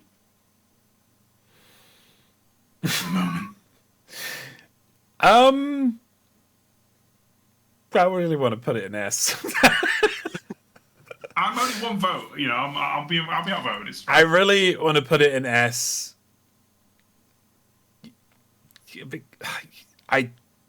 It feels like it's more powerful. I don't like, I'm trying to like think of a word, but I feel like it's more of a powerful location. And like Jordan said, no matter what anyone says, like it was like a launch board for Resident Evil again. It shattered the franchise into a new paradigm. Yeah. You know, I totally appreciate that. Like, and I feel like if I'm looking at it in that perspective, like Are we talking about RE itself now, or just the? Well, I village? mean, when I think about this area, because it's always this area, like, because I mean, again, as we've said, like, it's this area that, you know, really kind of gave you. I mean, there's the run up to it as well, but it's this area where you kind of get an idea of what truly you're going to have to deal with, like for the rest of the game. It gives you a really good idea about like what you're going to be tackling. Does the Spencer Mansion do that? Not really. It's a bigger location in general with a lot more. It in is. it. Well, as a vertical slice, I can appreciate RE4's little, like, you know, I tell you, bit. I'm gonna put it mid A for now, and then we will. It's very hard to compare it to the Spencer Mansion as well because Spencer you're Mansion's right. a big hub that you'll be going back and forth. While I did say that it's got branching paths and you'll be crossing back and forth, it is more or less paths. Like it is, Resident Evil 4 is very much sort of like linear, like Yeah. especially in the early stage, you really just keep moving. It's only really you'll have a couple of arena-style areas where you're basically closed off and you'll have to defeat everybody. But that's not necessarily the same as a hub like the mansion is. So, yeah, it is hard to compare it, but they're all great. Yay, they're all great. I mean, we have as the name, you know, the title of the show is. We have to gauge it on how iconic it is, but we'll get back to that later on because I feel like I'm going to change my mind. Right, next we have Revelations. I think the Queen Zenobia is. Yeah, I like in stark contrast to the Spencer Reign. I think the Queen Zenobia is a really pretty location, and has really iconic places within it as well. Like the main lobby with the, I mean, we got a little like sneak peek of a thumbnail there in the image itself. But there's the chandelier, like it's very Titanic reminiscent. In fact, the whole ship is kind of gives you that vibe, and it also doesn't look all samey. Like you go through that ship, and each section is different. Like you have, when you get deep in the ship, there is, you know, you got all your engines and the very industrial kind of steel sheeting and, you know, glass or plastic windows and venting and stuff. So What's-Her-Face can torment you. And then on the higher levels, you have, you know, all your big, vast halls and even all the rooms are different as well. Like it feels like a mini floating mansion. But it also has its own identity as well. What did you think, Jordan, about the Queen Zenobia? Yeah, I mean, you know, when we were sort of like, you know, talking about Dead Aim's location, and you know, my feeling was that sort of like everything that it had been done better elsewhere, and this is elsewhere. Like, it is nice to see a Resident Evil game, a 3D sort of mainline-esque entry that can have substantial use of a ship location as sort of its main campaign. It's where you are most of the time. And it was able to find a lot of sort of variety. It's true, this, you know, it does have a nice amount of variety because, you know, it's inescapable when you are making a cruise ship. There is going to be a certain heavy amount of, you know, industrial nature to it. but I think they worked it out quite well. And it's certainly not short on sort of like the atmosphere and creepiness as well, which I think is obviously it's essential to a Resident Evil game. But in particular, I think they managed to sort of hone it quite well, despite the fact that obviously you've got a very monotone surrounding in a lot of places. I think it still sort of it complements well with the location and the enemies especially. Like I feel like the ooze are sort of like a really good complement to the location as a whole, because they're very sort of like it's a very damp and cold and sort of monotone area, and then you got these sort of damp, sort of pale, slimy creatures as your sort of main sort of enemies throughout the game. I think it is well balanced. I'd probably give it a B. Steve? This is like a jack of all trades, master of none, but it's, we're talking very good at what it does. Like this, I think in terms of scale and sheer amount of rooms, it may be the biggest one on this list, right? Like in terms of what's in it, maybe Captain Dimitrescu has, it looks bigger, but I mean, as in terms of like just mass. Yeah. I would say it's the biggest. So many distinct, interesting zones to it. I mean, obviously the exterior parts do look more like dilapidated ship, but you can get very regal parts like the ballroom, the dining room, the command deck. Then you've got the innards with their little hidden lab and stuff, which feels very distinctly like 90s Resident Evil umbrella stuff, which is great. I got no real complaints about Queen Zenobia. It's inoffensive. It feels like what Resident Evil Zero should have been, for want of a better term, in terms of like, it looks like a hallmark of all the great things, which happens to be a boat. In that regard, I'll probably put this like at least top of B, because it's not. I would say it's not the best at anything it does, and unfortunately, it's paired up with Terra Grigia, which is one of the worst. If it was on this list, that would be like D, bottom of D, even worse than Spencer Rain D. But for what it is, like it's fantastic. It's just not the best at anything. That make any sense? No, yeah, I get you. I was looking at this, and in terms of a rank, I would like to put it at the top because I feel like it's obviously way more memorable. The Umbrella, like the UTF, it's more memorable than the hospital. I got way more nice things to say about than the base, and I got more nice things, and it's more memorable than the clock tower for me. So I think the highest B here is valid. Do you agree with that, Jordan? Yeah, I could go with that. All right, we'll fight about it later. So next we have the Baker Estate from Resident Evil 7 or Biohazard Resident Evil 7. What do we think, Jordan? Well, first of all, I like that despite with Resident Evil, despite the perspective change that this game brings, despite the fact that the characters change, one thing that remains constant is that a house in Resident Evil is always more than a house. Like, what you think looks like a typical house will have way more rooms and way more bathtubs than you can possibly imagine. They're just fitting them in everywhere. It's a very expansive location, of course, like in typical fashion, and it's funny because it's never sort of like detracting from it, but I was sort of just like fascinated by that. Resident Evil campaigns, when they're sort of like well designed, there'll always be something that feels like it's sort of unfolding outwards, and it's it can be the same place, but you are learning more and more sort of details and angles of sort of like how to approach it, and that's kind of what happens with the Baker Estate, is that it kind of starts off in just the main portion of the house and just expands further and further out.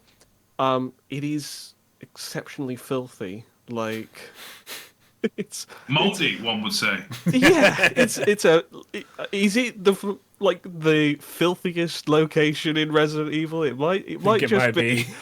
And it's actually maybe the sewers in something, but yeah. Yeah, it's fantastic for that. Like, it generally feels just so horrible, and if a game can feel hot and sweaty, kind of feels like that. Yeah. So it manages to evoke, the nightmarish, dilapidated, backwards house that it, sort of promised us, and so much more. Like, it's obviously not a normal place, so I don't really kind of hold anything against the fact that it manages to make a room out of everything. Like, of course, there's a whole area under these floorboards, absolutely. It's just, it's what you kind of come to expect. I like that despite the fact that we're going back to again, and they're sort of like expansive sort of households. So once again, we're kind of, tapping into mansion-esque territory and location. I think it does a good job of sort of balancing something that is sort of harkening back to series roots while also offering a stark departure. So yeah, I really like the Baker Estate. I think it felt like in so many ways Resident Evil 7 was sort of like a culmination of just hitting a lot of the right notes to make that return for the series really have the impact that it did. So obviously the location is a big part of that, and I give it an A. Okay, nice. Steve, what do you think? I think at the time of its release, the end point of all Resident Evil to come before it, you look at it and you can say, yeah, that is literally the zenith of where we have come to in terms of a location. It has the kind of desolate, annihilated, dark, oppressive feel of, say, Resident Evil 1 Remake, but it's also put in a new lens of like it's Louisiana, yeah, deep South American like estate building, buildings, and it all feels incredibly lived in. I mean, this is probably, we're part and parcel. We're merging this with probably our memories of the Bakers themselves, but you can feel like this is definitely the kind of ramshackle nightmare house they have been lived in for years. It does feel like it feels like could have existed. It feels like several generations have lived in this house. Yeah, ominous and inbred in a scary, terrifying way. Like there's lots of little hidden rabbit warren style rooms. The basement will forever be, where you first encounter the molded proper. It's scarred into memory when they're peeling off the walls and coming out everywhere. The bathtub room, the lower rungs. We have a chainsaw death match with Jack Baker. Is I didn't think I'd say about the Resident Evil franchise, but we had a chainsaw death match with a hillbilly once, and it was awesome. Yeah, it's pretty friggin' up there, and every room's dripping with character. I mean, you could just spend half an hour playing pool in their little billiard room while admiring a shotgun that's behind some marred, dusty, dirty glass, or look over the veranda and see like a mobile home where Zoe's hiding outside. It's characterful, very characterful. The only downside, I think, to it really is it's a bit small. But that's, the amount of detail you get in every single room to balance that, isn't it? Yeah. At the very least, as the first foot forward of a new era for RE that it was, at the least top of A for me. I would even put this in S. Yeah, you guys have pretty much hit every point I was going to say as well. Like, this place, in terms of how iconic it is like, it's like the original game, like the very first game, except it turns everything around. Like, it makes everything its own. Like, it's very, like, we've seen a lot of situations here where the game has tried to copy paste the mansion, and it's tried to kind of live off the mansion's success. But with the Baker Estate, they've looked at the mansion and gone, how can we do this different? How can we make this like even more or less appealing to travel around? And they've done it. They've successfully done that. Like, it's, there are so many locations in that house that pop into my mind. When I think of the Baker Estate, even when I think of Resident Evil 7, like, there are so many points that are a highlight. From, you thinking that you were going to be saved by the police officer, and then he gets his head sliced in half by a spade. Spoilers. To the chainsaw fight, to the lovely little, like, mini games that you do with the silhouettes, that are not very complicated, but they're kind of fun to do. I remember first coming across that and going, "What the heck is this? It looks really weird." But then when I figured it out, that's neat. The crawling spaces / loading screens like that you would go through, and you would see bugs crawling through this place. Like the game is trying to tell you that this place is rotten to the core. You know, the mansion itself, or rather the house itself, is Jack's domain. Like he is and it feels like that. He is a creature of control, and the fact you can't get out of that house, like, and it is his place. You know, it feels like he is constantly as a looming cloud over this place, and that is incredibly, again, I'm going to say it again, but iconic to me. Yeah, like, I mean, I don't want to talk about too much, but like all the other characters have their place as well, you know. Like Marguerite, like even in the house, you can, like, the bugs are, you know, they're a touch of her. You can always, touching on like the filthiness of this place, the constant buzz of flies everywhere you go, like in this place. When you get out into kind of the open, you can hear cicadas, a little bit more calming. But yeah, the house is so awesome and terrifying to walk around. I want to put it in low S for me because of that. Because there isn't a moment that that hasn't stuck in my mind when it comes to the Baker Estate.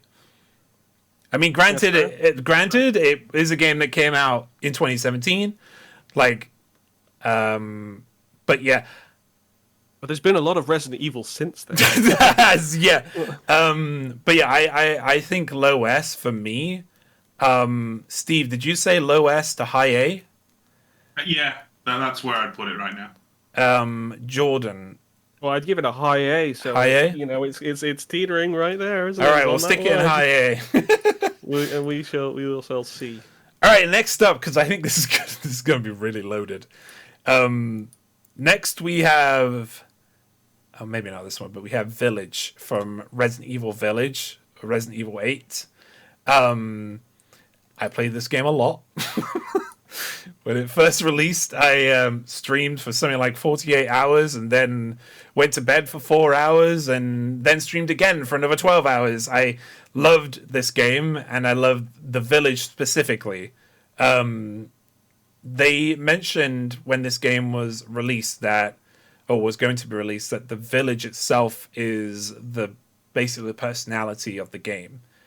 It is an entity in itself within the game, and you know, they went completely the other way in terms of like typical Resident Evils. In a hub in a Resident Evil, there's like a room that has a bunch of chests in it. It's safe. In Resident Evil Village, they didn't do that. They made the hub a constantly changing location. You know, that just, you know, with every time you killed a boss, you know, it would always change. There'll be always new things you'd come back to and unlock there and make it a more memorable experience for you.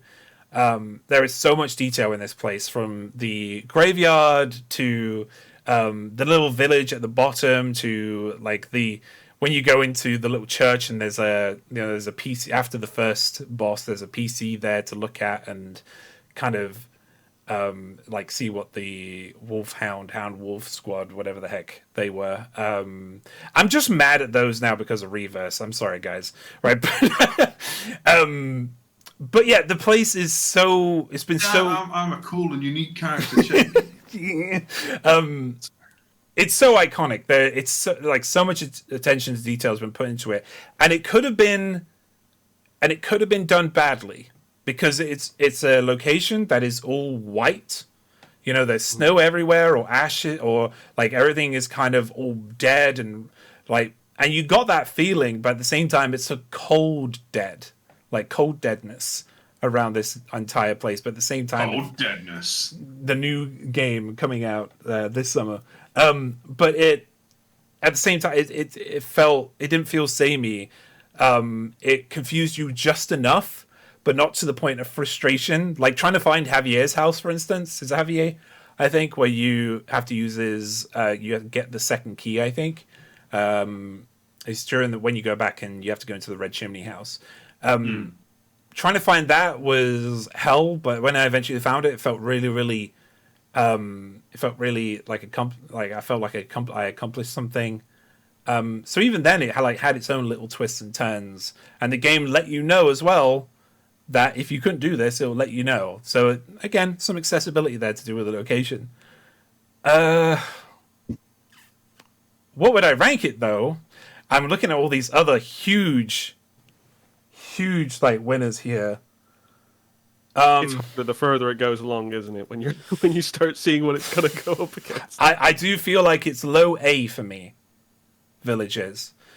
Even after everything I said, I feel like it's like the things it's competing with here are too immense for it.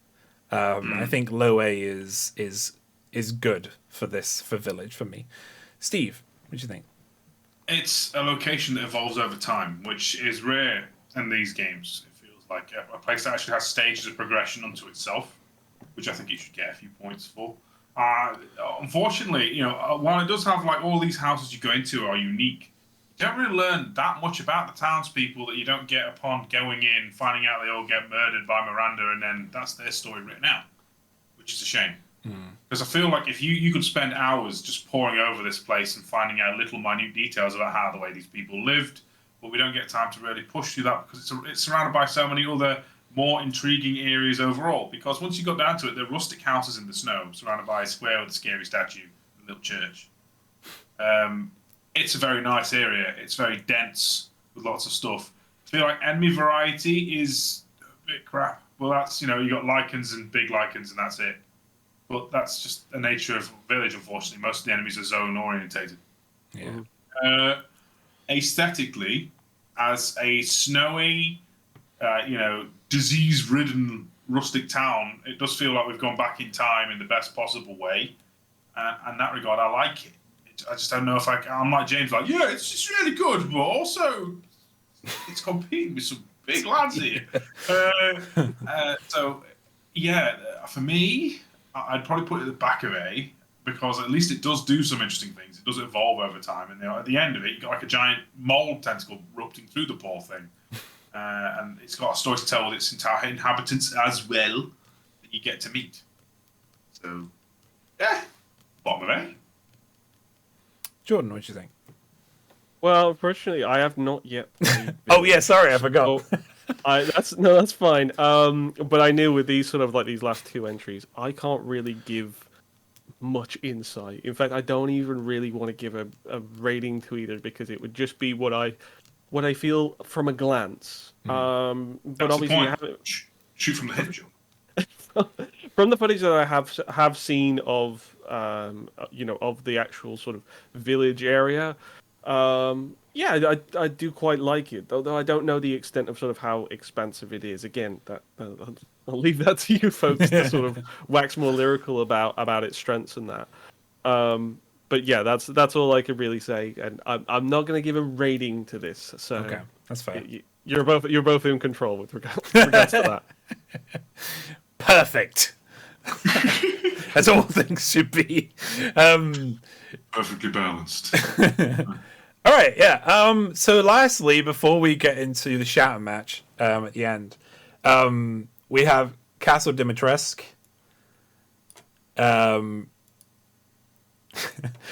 Dimitrescu is the location that might beat, for me, that might beat everything from A. And it's because of like the amazing marketing that Capcom did for this place.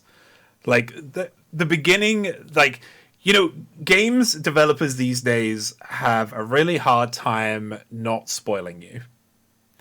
Like, but Capcom did it so well. They made it out like Lady D and the castle was going to be like the game. And everyone was a little bit standoffish about the game when it came to that, because they were like, well, users spoiled us about the game, and now, we're not sure if we should buy it. Even though it broke records after it came out, because it made it quite clear that the Castle of Dimitrescu was only about an hour of the game, in like a 9-hour game. But yeah, I just thought that was amazing. That is one thing that I can give to the location because they marketed it so well. When you actually play the game, there's so much detail in this place. It in stark contrast to the Baker House, this place looks like it's been lived in for generations, but it's been looked after, right? But in a traditional sense, like it still feels like there's some kind of malevolence here, like as you're walking around, but you can't quite put your finger on it. Like, I mean, of course, there's the random laughing from the sisters or the daughters, like as you're going around, and you'll hear the merchant giggling occasionally, and but I think the first 15-20 minutes of you playing, like going into the mansion, it's a lot of just exploring and going around the house, and if it's your first time through, and just enjoying all the detail that they have. Like the main room with the chandelier above, the sweeping left staircase. They could have easily, gone, oh yeah, we're just gonna copy paste the mansion, but they didn't. They took the mansion and then they took inspiration from real palace. I can't remember what location it is, but from real like castles, like in Middle Europe, from Central Europe, and they created this masterpiece of a place, with this wide sweeping left staircase that goes up. Everything doesn't quite match, like, or really not match. That's the wrong word. Everything doesn't. There's nothing symmetrical about this place, which is something I really appreciate. Because I think there's a line from Prometheus, like where Idris Elba's character comes down and he says, like, God doesn't. Nature doesn't draw in straight lines.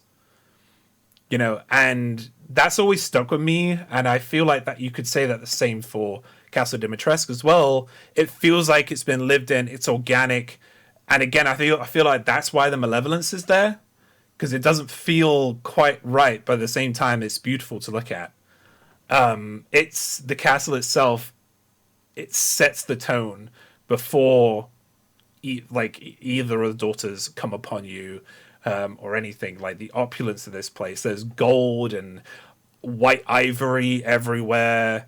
Also, the darkness of this place, it keeps it at just a nice, like, level, a nice temperature. It's not too dark. It's not too bright. It's just a nice level. Like it's at a fireside, kind of level throughout the entire place. It's warm. It's warm and yeah, yeah, very.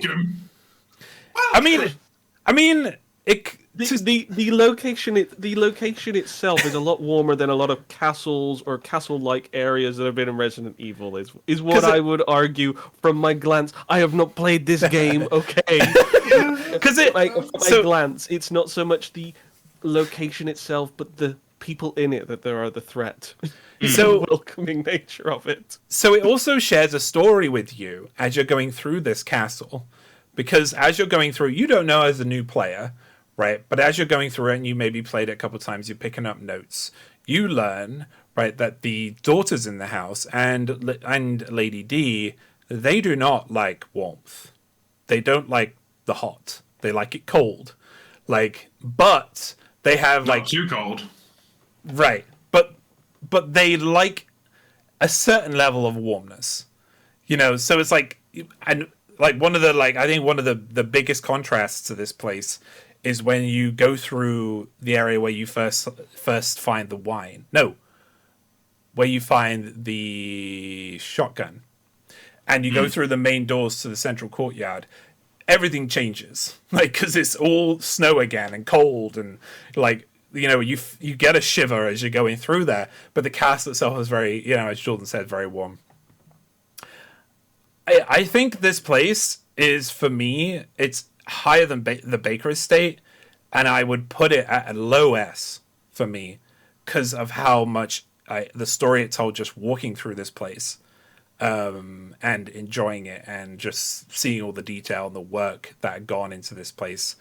Yeah. Sorry for going on so long, but I love this game. So no. I don't know if I'd rate it personally so high, but I think that's a taste thing. Like, I feel like this is they've actually gone to bat and tried to do something that's in the Resident Evil like pantheon, but also trying to be its own thing. Like compared to the castle that came before, which is technically the palace in Rockford, this feels more like its own thing as opposed to some halfway house of trying to be the mansion again. There's like a lot of layers to it, verticality in terms of what's there, and the further you go down, the more creepy it gets. Like in the basement, literally filled with blood and drained out husks coming at you with axes. And the ground level, you've got obviously the daughters, the fly ladies made of the bugs, you know, and then you've got Lady D at the top, and it's all more and more regal as you go. It needs some Castlevania music. It needs unlockable wit, but it's a solid location with some unique identity and features. Like, it's the only part of the game with the winged bat things, isn't it, as well? Like, It's got its own unique BOW, and that's extra points there. It's got its own story to tell about literally Lady D taking these bugs to make some daughters because she's a bit lonely and bored. Turns out she's a bit of an evil masochist woman who drains the blood out of ladies, but, you know, she's also a lonely, sad lady who's the pawn of Miranda. Yeah, it's got a story to tell outside of the main overarching thing. And in terms of character introductions and stuff, the way she, like, you get strung up and she bleeds you out, it very much feels like this could have been its own little game, which unfortunately overshadows the game it's in. But that's a different problem entirely. In terms of an iconic location, I feel like it's strong, very strong, but I don't know if it's the strongest contender here, because it is kind of one chunk, a 2 to 3 hour chunk of a 10 to 12 hour game, akin to, say, Salazar's Castle or something, but obviously with a bit more Belmonte feeling to it. It obviously feels very regal, and it's a place where Lady D could have lived, frustratingly, because she has to duck most of the doors. And it's actually got some puzzles, which is nice, because at this point in the Resident Evil series, puzzles seem to be a afterthought, whereas at least we get a little bit of it here. And really kind of imaginative puzzles too, as well. Like some of my favorite puzzle type of puzzles are the ones where you have to use the fire lanterns to push them to light other lanterns on fire and blow up walls and stuff. Yeah. Like, I think that's really cool. Pretty easy once you figure it out, but it's, again, like, I didn't realize what they were when I first came upon them, and that's what puzzles should be. I think they should stump you for at least maybe 5-10 minutes, and then, like, you should be able to just move on. Where would you rank it, Steve? At the very least, higher than the village itself. Part of me wants to put it on par with Pueblo. Like, but I feel like, for me personally, you know, obviously RE4 had a massive impact on my life, but I kind of want to put it behind Pueblo. That make any sense? So mid A. Behind Pueblo. Yeah. Okay. I've got to be honest, man. Yeah, I'm trying to think what to do, though. I tell you what, we'll just meet in the middle. We'll put it behind Remake Spencer Mansion. Okay. And then we'll go back to it, because this is where things get interesting. Just quickly, by the way, where would we put RE0 Train? Jordan? Ooh. I really want to say, like, low A. Low A? Yeah. Yeah. Steve? Low A or top B for me, yeah. Yeah, I'm the same. I think low A, top B. Yeah, I just wanted to see because we kept going on about it. So yeah, no, I think that's fair enough. All right, so here's one of my favorite parts of the show, and we are going a little bit long, so we're going to try and motor through this. But we start from the very bottom, and then we make our way up, right? So, guys, are we happy with where Spencer Rain is? Yes, do we think... Yes, we are. Can we get an E rank? Can we go lower? I could just take it off. Yeah, I'm very happy with that as well. I don't think it needs to be changed. Is the Umbrella Training Facility more iconic than Rockford Palace? I don't think it is. I think it needs to go behind Rockford Palace. I agree, but I don't want to. Don't worry, because you know what happens. The thing is, like, it's so lonely down in C and D that it feels like to put Umbrella Training Facility down there really sort of delegitimizes it. It almost feels like, oh, that's that's the sort of the forgotten, the Isle of Misfits over there. I don't know. It feels a bit. I feel like Umbrella Training Facility is sort of like the breakwater. I feel it's sort of like it is separating, the keeping everything dregs from everything else. I feel like it should stay exactly where it is, and just keep Hodor in, just keep those two out. Steve, what do you think? Okay.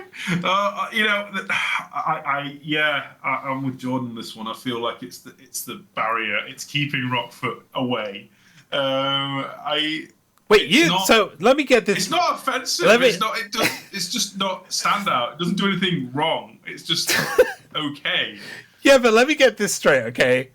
You think Rockford Palace is worse than the Umbrella Training Facility in terms of it being iconic? Because you look at when you think of Castlevania, when you think of Code Veronica, right? I do, even though I don't like it very much, I do think of the palace. I do think of Alfred in it. I do think, as Jordan earlier on mentioned, the courtyard as well. With Wesker, it does have iconic moments. Mm-hmm. Whereas name one iconic thing about the Umbrella Training Facility. I think it's tough though, because we haven't just ranked it based on how iconic the places are. Otherwise, I think it would probably be very easy. We'd just be able to go through and say, "Oh yeah, everybody knows that place. Everybody knows this place." But I think we've been trying to balance it between what is iconic and also what's sort of actually well made, well designed, and that's why I kind of want it sort of say and B, because it's just giving some credit to a place which technically maybe shouldn't have been on this list compared to maybe Train if we were going for the entry criteria of being iconic. But as an actual location, it is good. Okay. The risk of sounding like a teacher. This is the one that passes at exams but doesn't get a job. So I get what you're saying. In terms of iconic location, James, it's not that iconic. The Train's the iconic one. It can go down. All right. You happy? Are you happy with it going down into C? From the logic of this is meant to be about iconic locations, yes. All right, Jordan? It does everything well, but doesn't excel. I think we're going to end up slipping into some weird territory now that we're going. We're putting precedent on the iconic nature of this. Okay, I'm going to do it. Let's bring on the 11th hour chaos right here. Okay, does the Spencer Memorial Hospital from RE3 deserve to be before Umbrella Training Facility? Well, if we're talking about it being iconic, but it is more iconic. Is it? Yeah. Most people, when you ask about the hospital in RE3, they'll talk about that awkward fight at the end of it, and that's it. And the hunters. And the hunters. Yeah. Is that location based? Do we count that as location based? Yeah. We're gonna tear up the whole book here because now because you know what I'm gonna say things down. I told you, Umbrella Training Facility was keeping the rest safe. Umbrella Training Facility is the Resident Evil survivor of these locations. Okay. All right. When we think of Resident Evil 3, do we think of that building specifically? No, when I think of Resident Evil 3, I think of the remake. I think of the fight with Nemi, and I think of downtown. Yeah.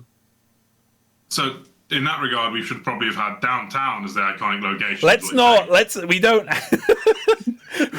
have that on the list. Yeah, it's much like the Train. That's not. We go through a pretty intensive vetting process beforehand, so we should give Sai and ourselves some credit. We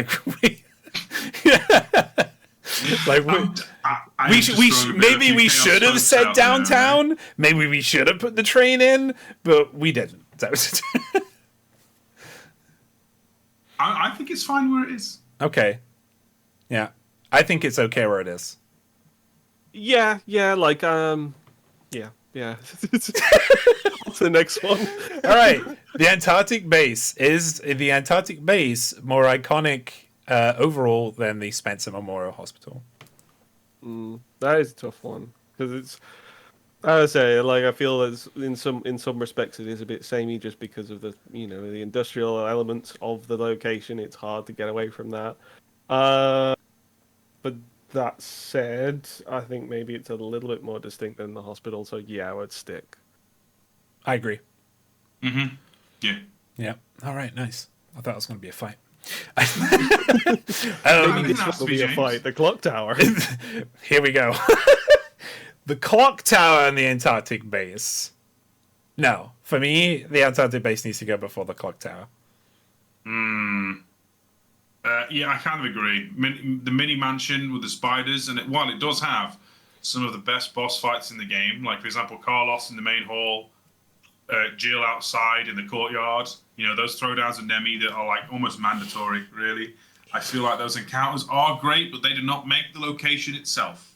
I'm like excited about what's to come. Jordan, what do you think? Yeah, I think it will stick pretty much there. Okay. Right, because Wait, we've had... No, sorry. I meant like the clock tower like sticks in the same place. Oh! Sorry. Oh, do you agree? That's my input on it. I think it is I think it still, offers more than Antarctic base, in my opinion. Okay. It's got spiders. Steve, are you happy where it is? I think that Antarctic base has a bit of evolution as it goes on. I actually kind of appreciate that. Although, yes, it is industrial, but it also has like the little torture chamber, Nosferatu's little under the canopy cave thing, and I just feel like it's a bit more than a pocket mansion. I agree. I think it. Yeah, I think it should be. I think it should be higher than the clock tower. It just has more to it. It does stand out for me more than the clock tower does. Since this is a democracy. It's not fair when Steve can just bring out Lloyd Grossman to have an extra vote. All right, this is if we want to. This is when I don't make the rules. This is when it gets fun, right? So, should the clock tower be higher than the hospital? I don't think it should be. I feel like the clock tower beats the hospital on sheer strength of what happens there and what occurs there. The helicopter crash and Jill basically being infected and imprisoned there in the chapel, and it's a little bit more distinct in terms of what rooms are there. In terms of how many battles you as a player have with Nemesis in different ways, I think is more inventive than the encounter with Hunters in the hospital. And I really do like that friggin' hospital a lot. But I feel like the clock tower is more iconic because it has a lot more stuff happen there. Okay. Jordan? And you have a fight with Nemesis, like, as opposed to the hospital where sort of like, as opposed to the hospital where obviously its crescendo is that you're fighting a bunch of zombies that turn into mustard packets. It's just it's not quite on the same level in that respect. All right, I can agree with that. You guys have persuaded me. All right, so does the Queen Zenobia deserve to be higher than the Antarctic base? I think it does. I think it's precisely where it should be. Mm-hmm. For me, what do you think, Steve? As much as I said stuff about the Antarctic base as it evolves over time, so does the Queen Zenobia. And I mean the thing really capsizes, and you have a giant fight with an infected whale thing at the end. Spoilers. So I think that's fine where it is. Okay, I love that the Queen Zenobia is the middle ground. At sea. So right. Blockade. So this is where things might get quite difficult. So we got A, and we're going to start at the bottom. Do we think the village in Resident Evil Village should be higher than the Queen Zenobia?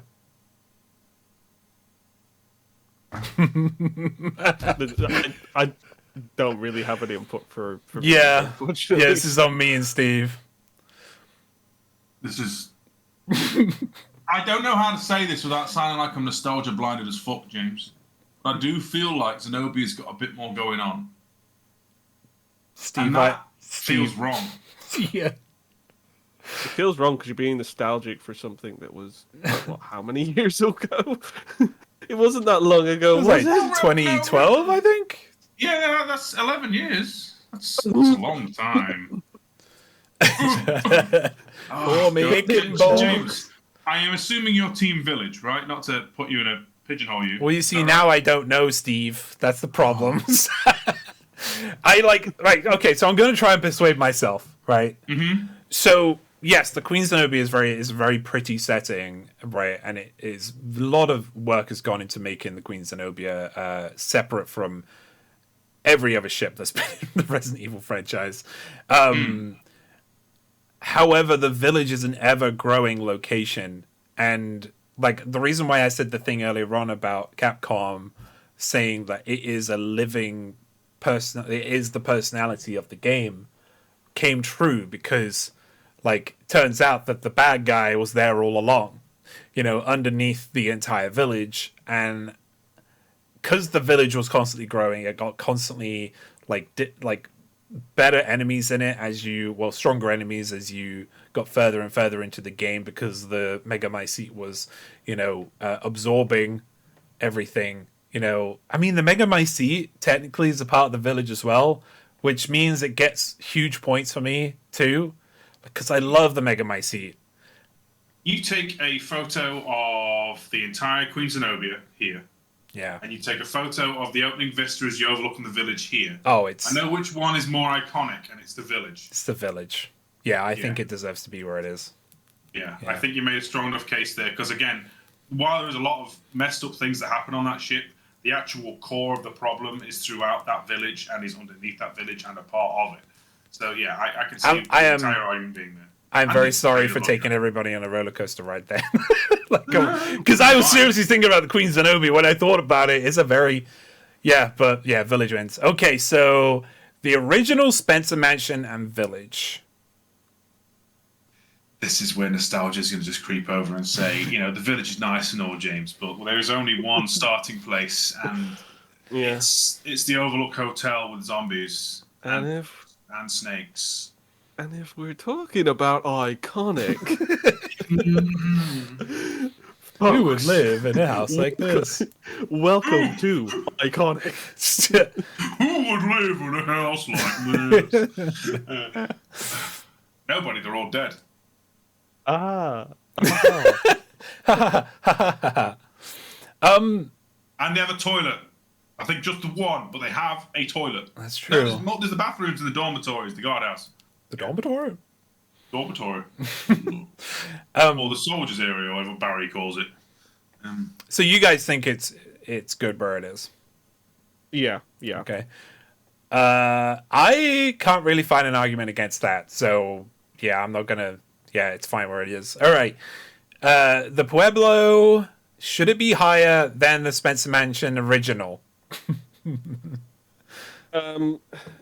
Yes. But it's only marginally. It feels like looking at Pueblo and Spencer Mansion sort of to be low A's feels so strange because, I feel like they are hovering, if not actually, S tier really. I feel like we're probably from this point on, like from Pueblo upwards, we're starting to look at a lot of candidates that are going to move up a category. Yeah. So.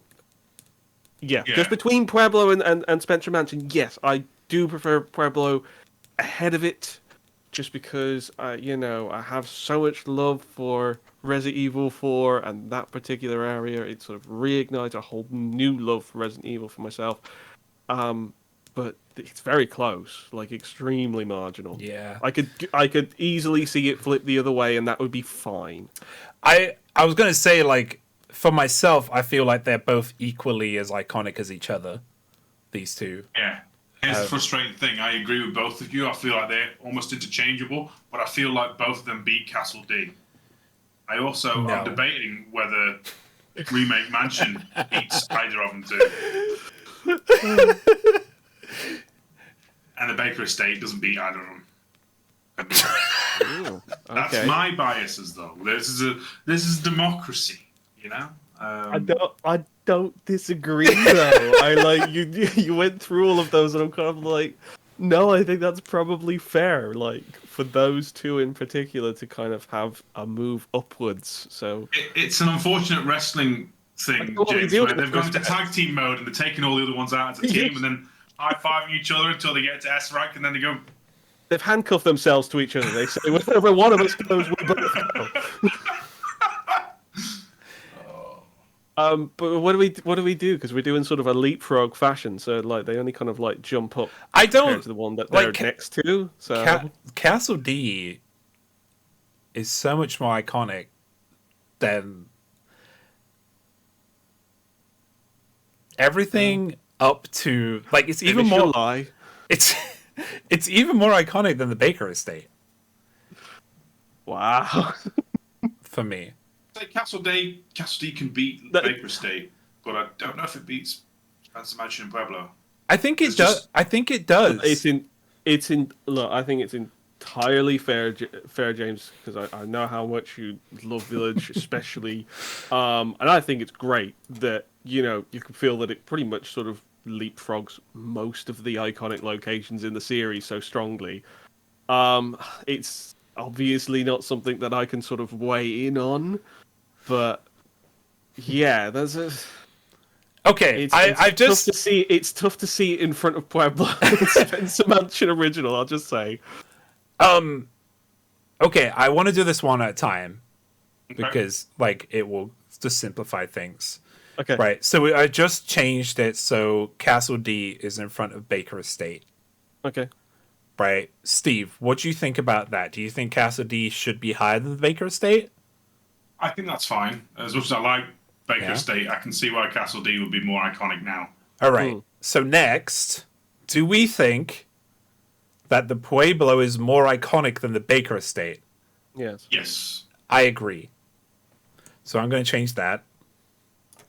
Do we think the Baker Estate is more iconic than the original Spencer Mansion?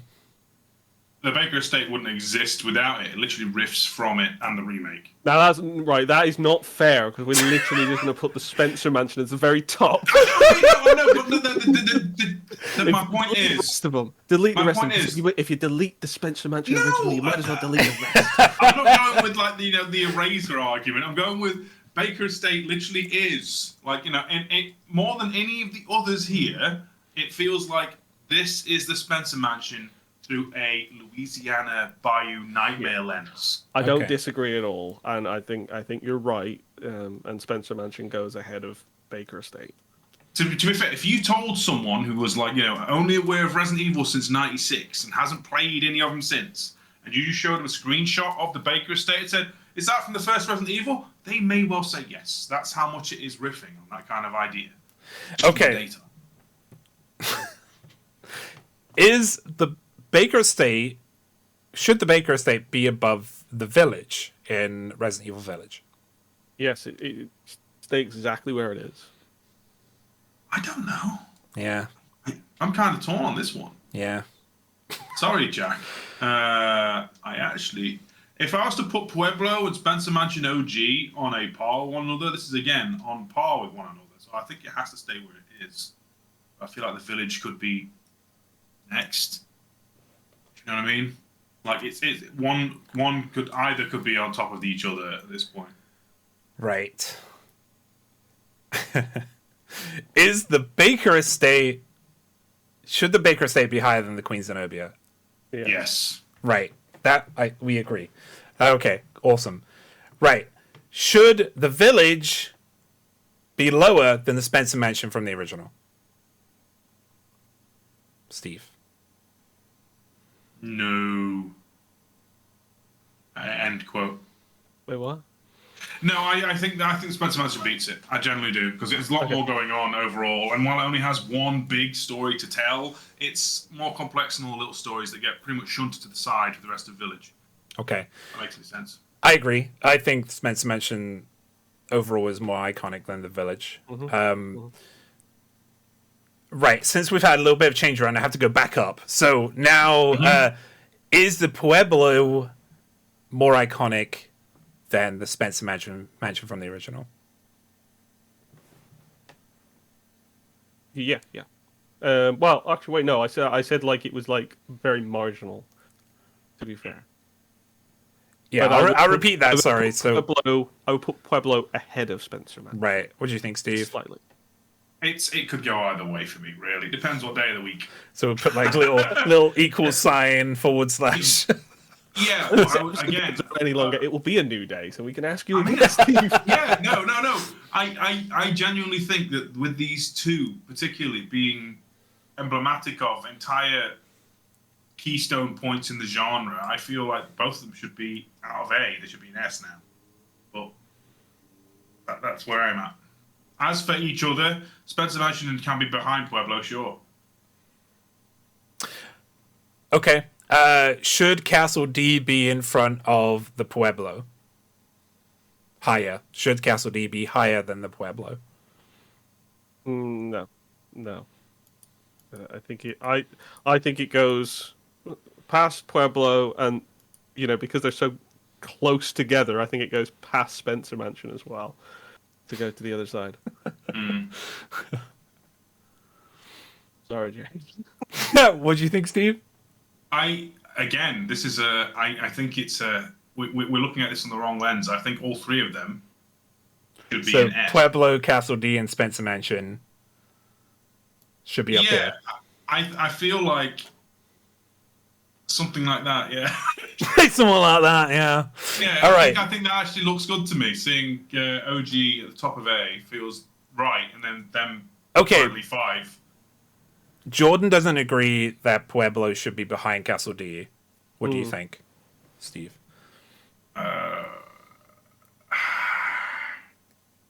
Yeah, I am inclined to agree, mainly because it's had its mark on history as an iconic place. But they're both as brief as each other, really.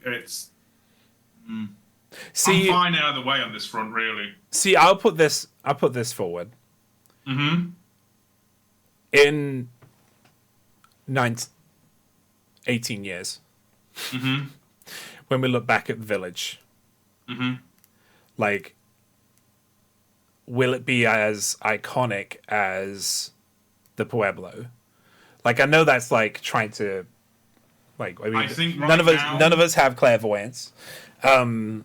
But what I'm doing is I'm trying to either convince myself yes or no, right? So that's the thing. I would say in about 19 years, I think people will have a lot of love for Castle D, and have a lot of sort of reverence for Resident Evil Village as a whole. However, in 19 years, Resident Evil 4 will be on about its 5th remake. In essence, we'll have had a whole game's worth of Pueblo to sort of spoil ourselves with. Now, if you can read through the subtext there, my point is that Pueblo still ends up having that very sort of deep-rooted, iconic nature in the fandom, and I don't think that's going to necessarily go away, even if Castle D does end up becoming a furthermore sort of iconic location going forward. Is what I would say. I see. That was basically what I was trying to convince myself, is that I do think the Pueblo itself has had more staying power, but at the same time I was like, well, it's had more time, but to kind of solidify that foundation, but it's the one that people will remember more than Castle D, even though Castle D is fantastic. RE4's legend can only get bigger from here. All right, by the same token, it's got to catch up, which means it's a foot race that it probably isn't going to catch up to. All right, here's a big one. So Spencer Mansion Remake, should it be higher than the Pueblo? I kind of say yes. I feel like that. I feel like the Remake Mansion beats Pueblo. Okay. As Resident Evil's most Resident Evil, Spencer Mansion does feel like it. the face. No? Okay. No, I agree. I agree. I mean, obviously, when we're looking at this as well, it's a little bit tough because obviously with Pueblo, it is just basically it's about less than fifth of a game, whereas Spencer Mansion is Spencer Mansion. It is the majority of the game, and it is a fantastic mansion. Whether you're sort of going with the remake or going with the original, the fact of the matter is, it was the foundations of the series, and they were such well put foundations that they've built everything else around it. So. Yeah, I think Spencer Mansion has to sort of stay ahead of Pueblo. You just brought up a good point, by the way, just to solidify the fact, because just in case there's people like clawing at their monitors right now. Castle D and the Pueblo, they have very similar footprints in the games that they represent. I think that's why it was so difficult for me. Well, they both have the best mercenaries maps in their game. They do, yeah. All right, so I'm happy with putting. Am I though? Actually, I do. I feel like the Pueblo is more iconic than the Spencer Mansion, but at the same time, I think that's my bias just on color palettes. But they're both exactly the same. But in terms of their color palette, they're both kind of sepia and yeah, we'll stick them. I don't want to make any One's got argument. Lisa Trevor in it, James. That's true. You're right. It wins. You don't know that. Lisa Trevor might just be a bingo. All right. Yeah, she's the one calling out. Mother. Listen, Jordan. I really hope you're right because she's not dead. She never was. All right. So next we have the RPD from RE2 and the Spencer Mansion from Remake. We mean both remake versus remake, right? Remake versus remake. Fuck. Yeah. Or as John Carpenter likes to call remakes now, is it refurbishments? Refurbished Dead Space. Yes. Why don't you refurbish the thing, John?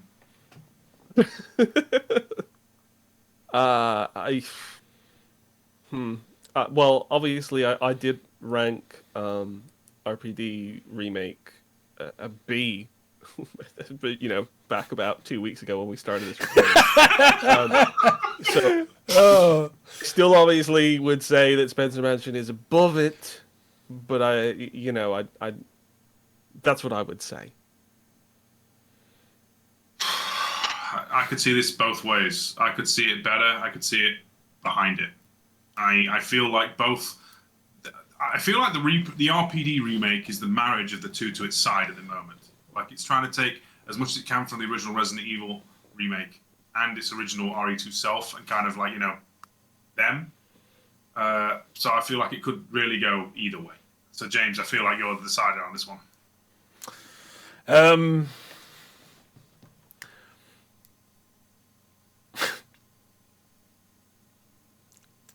I feel like Resident Evil 2 has had.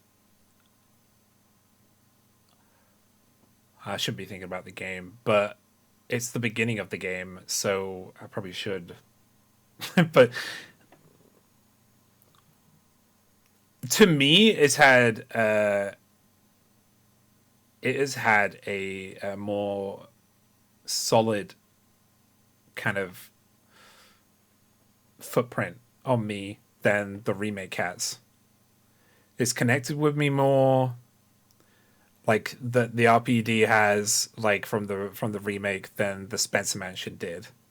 Mm-hmm. Yeah, I feel like it should stay ahead of the Spencer Mansion. Okay. There we go then. Yeah, I'll take that. All right, and the Resident Evil 2 Remake RPD next to the Resident Evil 2 original RPD. That is where it is. I agree. I think it is just, it's the tippity top, and it was one of the easiest for us to actually rank. I think that says it all. It does say that we just all went, top of S, pretty much. There's a reason why the remake is improved vastly by playing the music from that one. Yes. And also maybe having Blocky Leon as well. No, yeah. not to diminish, but clearly having the lights on the RPD is a big sell. Yeah, I feel like 2 had a good run, but the OG stays where it is. All right. Wow. I tell you what. Looking at this, I think is a testament to Capcom, really, with like the locations they've made. Like it took us over 2 hours to discuss which of these like locations are graded where they are. I think that's a testament to Capcom, and well done to them of creating these fantastic places. I'm really happy, other than Spencer Rain and Umbrella Training Facility. And pretty much that sort of that top 8, effectively, the S and the A ranks, is all very hairline between them. I find when we're looking a lot of these so close to one another, there isn't that much difference between a lot of them. They're all really strong. So I knew this was going to be a sort of a long haul episode, just because there was a lot to argue about the minutiae merits. Like, how does this great location end up leapfrogging this great location? And it really comes down to the finest of margins. So I fully expect that anybody watching this and maybe doing their own ranks themselves could come up with something quite different to this, while also being very similar in the fact that, we're very much looking at the cream of the crop with, the likes of the RPDs, likes of the Spencer Mansions, the Castledees Village, the Pueblo, and the Baker Estate. And then, I mean, what's the opposite of the cream of the crop? What's Spencer Rain in this instance? I don't know. I don't know. Soggy crouton. Listener, if you had the Elliptic Express, where would you put it on this? Please let us know, by the way, if you have any suggestions, on where you would put like these iconic locations. Please let us know in the comments, or contact us on social media, or even come into our Discord. If you go to FAS Spray Pod or FA Spray Pod on Twitter, you'll see all of our information, including our website. And thank you for joining us, everybody. And thank you for watching the episode. What else do I have to say? You need to tell us how wrong we were, basically, which I'm sure you're going to let us know. Like how wrong we were. Please let us know. And also comment choo choo. If you made it to the end of this episode, please comment choo choo. I will come along and I will give it a like. I swear. Just put a +1 on it, in replies. You can also support us on Patreon, where we will be releasing episodes like this early for all of our Patreons. And we will see you next time for the next TD, which I'm not sure what it is, but I'm sure we'll let you know if you come into our Discord. In Resident Evil. Most controversial decisions on Tier Death Experience ranked. Bye, guys. Bye.